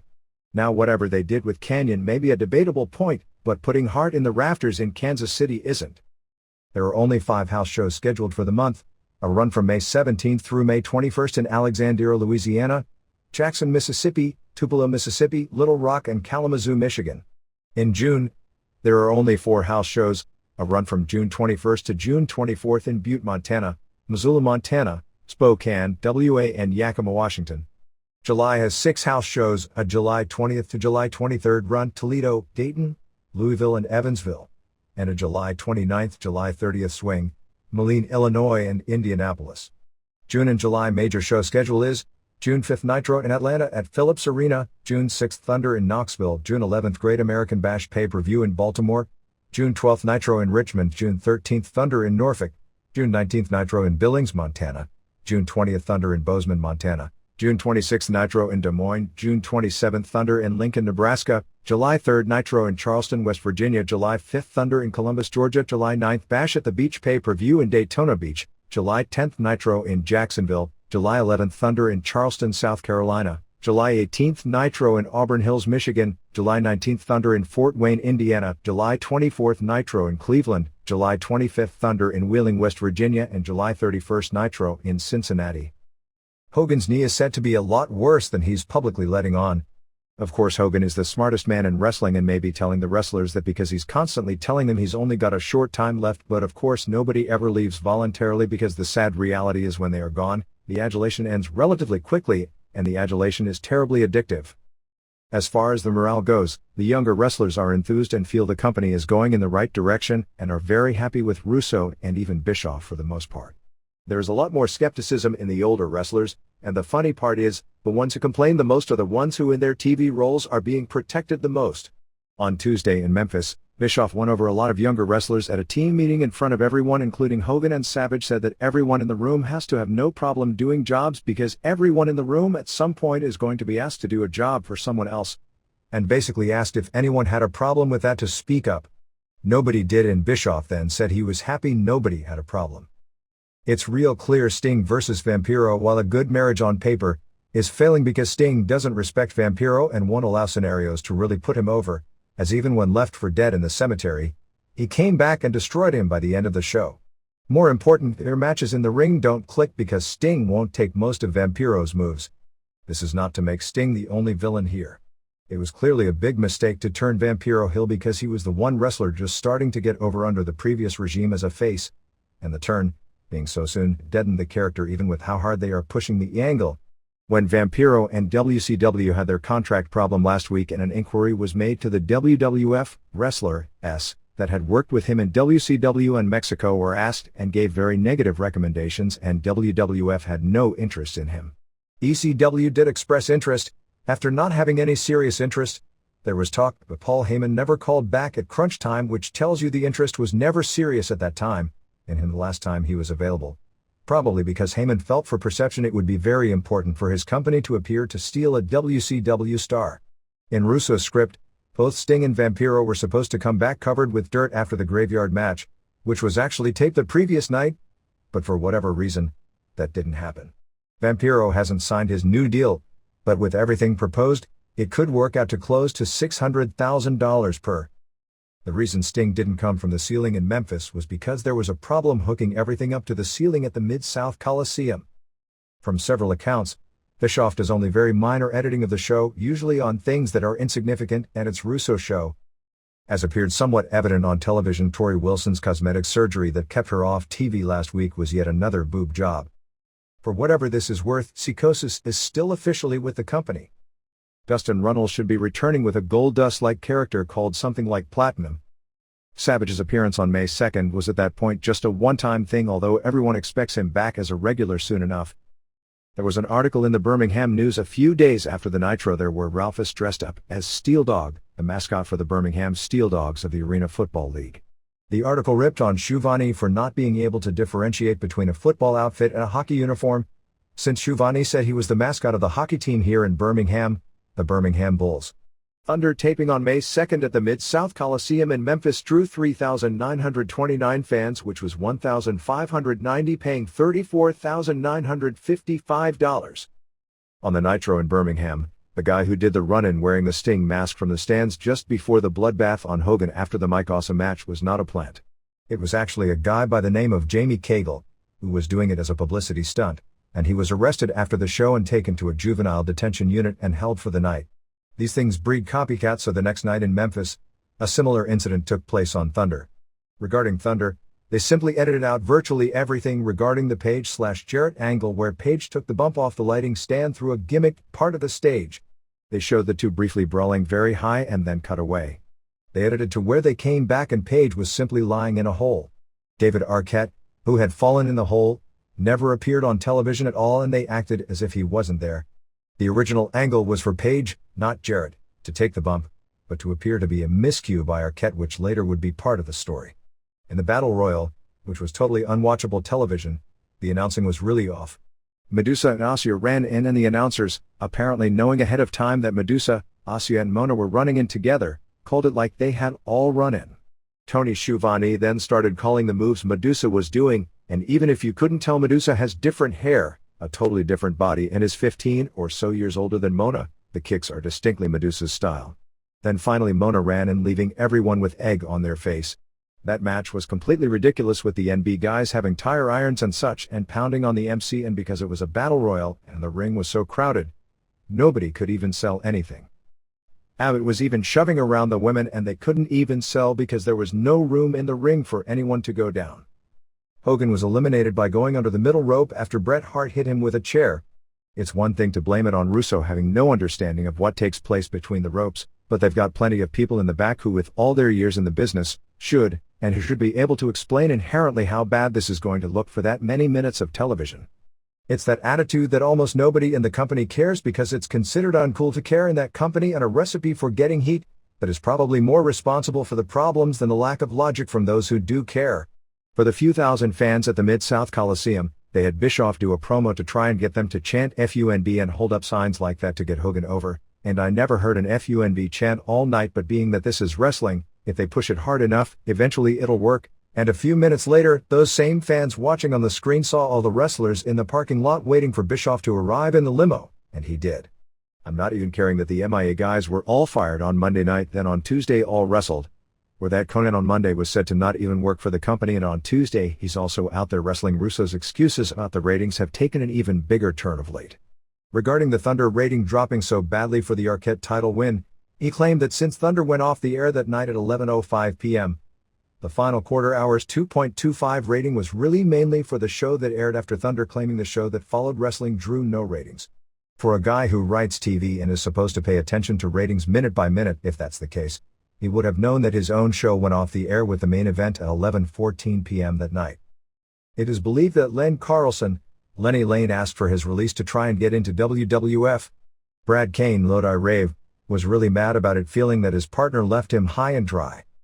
One of the main reasons that Luger has been openly complaining about the current regime is not only he didn't like the idea of them splitting he and Elizabeth up, but also the pressure being put on Elizabeth from Russo to wrestle in matches, something neither he nor she thinks she should be doing. He also wasn't thrilled with Mark Madden on the pay-per-view insinuating Russo was doing it with Liz, as if anyone takes that stuff seriously. Bill Soliuko, former wrestler Klondike Bill, who has worked dating back as far as anyone can remember on the ring crew for WCW back to the Crockett days in the 70s, has been out of work and in bad health. At first they feared he had suffered a stroke, but now the fear is he's suffering from ALS, Lou Gehrig disease. Gordon Nelson, who worked with Bill for decades, was sidelined about a year ago with a stroke. Notes on Yun Yang of the Young Dragons. His name is James Yun, originally from Hollywood, California, and is self-taught in his backyard on his trampoline. He's 18 years old. He's actually not Japanese, as he's half Korean and half American.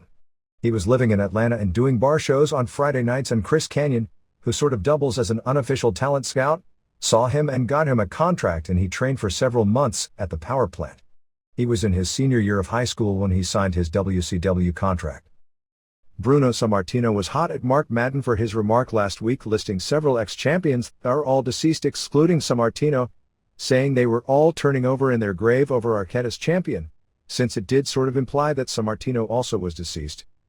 I think the only people really turning over in their grave that are still alive are the bookkeepers piling up the money losses. Although Russo claimed in a WrestleLine.com interview that he was the reason that WWF brought Foley back for WrestleMania, those in WCW say he never claimed that internally, but claimed long and loudly that he was the reason WWF brought Austin back. If that's the case, how come they used him for a pay-per-view, and while bringing him back absolutely helped draw the near-record numbers on April 24th and May 1st? Particularly the huge main event numbers, his two actual appearances were limited to a SmackDown and a pay-per-view, neither of which went head-to-head with WCW programming. Regarding Foley, he was announced on March 20th Raw as being in WrestleMania, and the call went to him at least 1 week earlier because we heard about it unofficially about a week before it was announced. The first rumors of Russo and Bischoff coming in were at least a few days after Foley had been called, and Bischoff got the job 2 days after the Raw aired, which it was made official, which means it was a good week and a half after the call. In the interview, Russo talked about having a long-term plan, but then admitted the DDP title win was decided at the last minute when he convinced Bischoff that since people would expect the title not to change hands before the pay-per-view, the best thing to do was surprise people. The decision was made at the time to give it back to Jarrett the next day so he'd be champ going into the pay-per-view. The next day, Russo said he decided to instead put it on Arquette because of how all the mainstream publicity would boost curiosity and lead to a bigger rating. Everyone was backstage when they saw Arquette in USA Today the next Monday telling each other how it worked, and then Tuesday morning when the rating came out, the mood changed. It's another example of the axiom that all publicity is good publicity isn't true in the real world, and that no matter how aware people are of something, if it's something they don't want to see, they won't turn on their sets to see it. From what we're told, privately, virtually everyone in the company recognized the Arquette title thing was a major flop, but publicly the only one who would say it was Mark Madden. Well, Bret Hart did. But his reasons were more feelings on pro wrestling as opposed to Madden's reasons, which were purely the business end result. Check this out from the May 4th New York Daily News. Looks like the new regime at wrestling's WCW is having an effect. Its Monday show on TNT was the third most popular program on basic cable, drawing an average of 4.24 million viewers. The article went on to point out the audience on May 1st for Raw, with inflated numbers there as well. That acts as if on May 1st, the ratings showed success for WCW1. On May 1st it was actually the lowest rated episode of Nitro, with the exception of that recap show on April 3rd. In years doing a 2.46 rating, and Nitro is almost every week the second highest rated show on Monday nights on basic cable behind Raw. A 2.46 rating translates into approximately 2.86 million viewers. WWF. Very early estimates on the Backlash pay-per-view on April 30th are that it did 625,000 buys. Internal estimates have ranged from 600,000 to 650,000, which would be about a 1.65 buy rate. There are media sources over the past week that have given the number as 700,000 buys, but this figure seems more in line with what the company itself's first estimates are. That would leave the WWF gross for the event at an estimated $8 million. If that number holds up, It would be the fifth largest number of buys over at least the past 9 years for a WWF pay-per-view and probably ranking 6th overall for that same period. WCW Starrcade 1997 with Hogan vs. Sting did about 650,000 buys. The top 5 appear to have been roughly 800,000 both this year and last year for WrestleMania, about 730,000 for the 1998 WrestleMania with Mike Tyson's involvement, and the 1999 Royal Rumble, built around McMahon and Austin plus Rock vs. Mankind I Quit match, at 640,000 buys. The 2000 Royal Rumble as well as both the 1998 and 1999 Summer Slams all ended up doing about 600,000 buys, and the WCW 1998 Bash at the Beach built around Dennis Rodman and Karl Malone did just under 600,000. It should be noted that preliminary estimates often turn out to be considerably higher than the final number turns out to be, often by as much as 100,000, but even with this margin of error, the show was a huge success for a so-called minor pay-per-view. The estimates for the Lennox Lewis vs. Michael Grant fight, which took place the night before Backlash, were in the 300,000 to 375,000 range, which was considered a major flop. Backlash would destroy every record for a WWF pay-per-view event that wasn't one of the big three: WrestleMania, SummerSlam and Royal Rumble. The WWF probably had a half dozen or so PPVs between 1988 and 1990 that did in the same range, when far fewer homes had pay-per-view, so the numbers are far more impressive than today's, but when they were only running 3 pay-per-view events per year at that point. The 1987 Hogan vs. Andre pay-per-view was realistically the most impressive figures ever for a WWF event, as they did probably 400,000 to 450,000 buys when only 5 million homes were wired, as opposed to WrestleMania this year doing 800,000 buys when 38 million homes were wired, as well as another 450,000 fans at closed-circuit locations. The previous all-time record for the largest number of buys for a non-Big Five pay-per-view by the WWF was the 480,000 for the No Way Out pay-per-view for the Triple H vs. Cactus Jack Retirement vs. WWF title Hell in a Cell match. May 8 Raw from the Nassau Coliseum drew a sellout 11,992, paying $337,981. The show opened with Edge and Christian coming out with the Acolytes as their protectors. They offered a title shot to anyone in the company. Then they made a comment about the Acolytes staying sober, so the Acolytes offered them a refund on their money and attacked them, leading to a title shot. Christian hit Farouk with a ring bell, but the ref didn't see it. Bradshaw got the bell and hit both Edge and Christian with it. Ref saw that for the DQ in 3:36. The first of many weak finishes. Bossman and Buchanan attacked and laid out the Acolytes after the match. DX and McMahon's all came out. Triple H challenged Rock to a 60 minutes Iron Man match. In this day and age with short attention spans and coming after WrestleMania where they went a lot less time and the match dragged instead of built, that is one gutsy thing to do. I just hope the match is more exciting than this interview, which was uncharacteristically boring for Triple H. Jericho came out and ripped on the entire McMahon family, saying Shane is a word that rhymes with wussy, Stephanie is a filthy, bottom-feeding, and Vince had a small penis.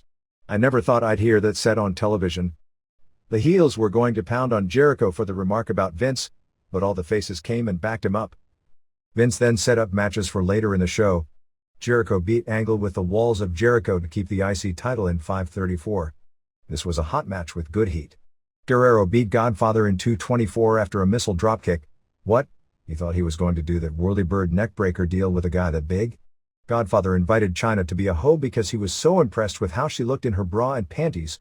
So impressed he was willing to dump all 5 of his women he had with him just for her. She seemed to be proud to be considered to be of such high moral character that a pimp would feel she could earn him more money than 5 skanky women could. Suddenly, not recognizing the economic consequences, she slapped him with flowers and the match was held with rose petals all over the ring. Brown interfered with the low down leading to Guerrero's finish. It was said to be Dudley's versus Gerald Briscoe in a tables match, but Briscoe came out with T.N.A. Briscoe, who was around 53, looked better than a lot of current wrestlers, including doing a double arm suplex on Devon before he blew up. They did a 3D on Test through the table in 4:36 to win. DX ran in and Tori slapped Bubba and X-Pac gave him a low blow and X-Factor and DX held Bubba on a table while Briscoe came off the top rope with a splash through the table. Jericho beat Show in an IC title match via count out in 3:12. The deal here is that Show was about to pound on Shane, who talked him instead into challenging for the IC belt. Jericho acted like he was tired after the match with Angle and had little chance to win. Suddenly on the screen they showed Shane laughing about how Sho was wrapped around his finger and really stupid, so Sho chased Shane to the back. Lillian Garcia announced Jericho as the winner via count out before the ref had even stopped counting. Ross tried to save the miscue by saying the ref was giving Sho a 20 count instead of a 10. Shane drove off in a limo, which they noted was the first time in his adult life he'd ever driven a car. They must have made major fun of him in school when he went out on dates and had his parents drive. Too Cool beat Bossman and Buchanan in 3:59 when Bossman used his slam on Scotty, but Grandmaster came off the top with the hip-hop drop, which admittedly sounds a lot cooler than at lame insert the state jam name it was called ever since Jim Cornette named it the Alabama Jam for Bobby Eaton, on Bossman and Scotty pinned him. Bossman and Buchanan jumped them after but Acolytes made the save. They did a segment with the Radicals, setting up an imminent parting of the ways of all four. Triple H was then in a Joe Weider commercial for some supplement that magically reduces body fat. I'm sure that's how Triple H got his body fat down. I guess it's been 8 years, but there was still some irony in a McMahon employee out there selling a Weider product. Hardys beat Malenko and Saturn in a good match in 3:23. Saturn kicked Malenko and Jeff used the Swanton on Malenko and Matt pinned him. They argued after, bringing Guerrero and China out. Malenko decked Mamacita and Saturn decked Guerrero and everyone fought. Rikishi vs. Patterson wound up with DX teaming with Patterson. Patterson hit Rikishi with a chair for the DQ in 1:47. Patterson looked ridiculous out there. Unlike Briscoe, who looks like he's at least stayed in shape, Patterson hasn't been to the gym in 15 years and looks it. In one of those moments that make you embarrassed to be a wrestling fan, Patterson had his pants pulled down and had this giant brown spot on his butt and rubbed it in Rikishi's face. It wasn't the skid mark that made me barf, it was seeing Patterson in his underwear.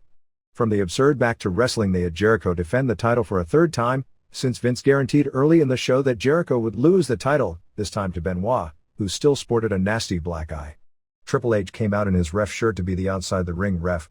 They had a great TV match, but the fans live were tired of Jericho by this point and the crowd didn't react like they took this as a main event. They teased an eventual Benoit vs. Triple H feud.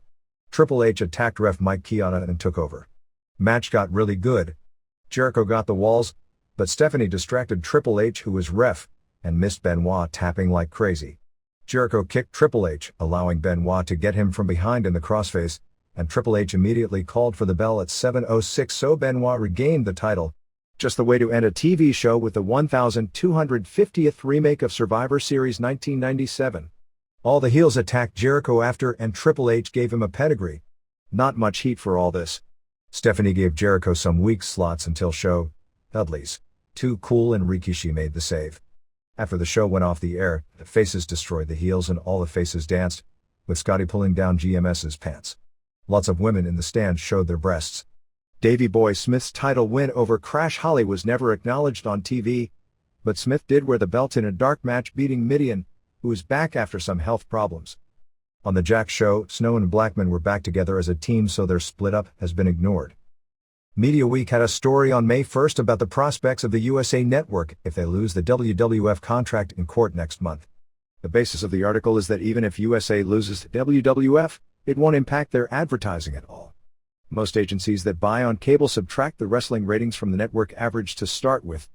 While losing WWF could threaten USA as the highest-rated network when it comes to prime-time programming, advertisers buying the network don't seem to care for two reasons.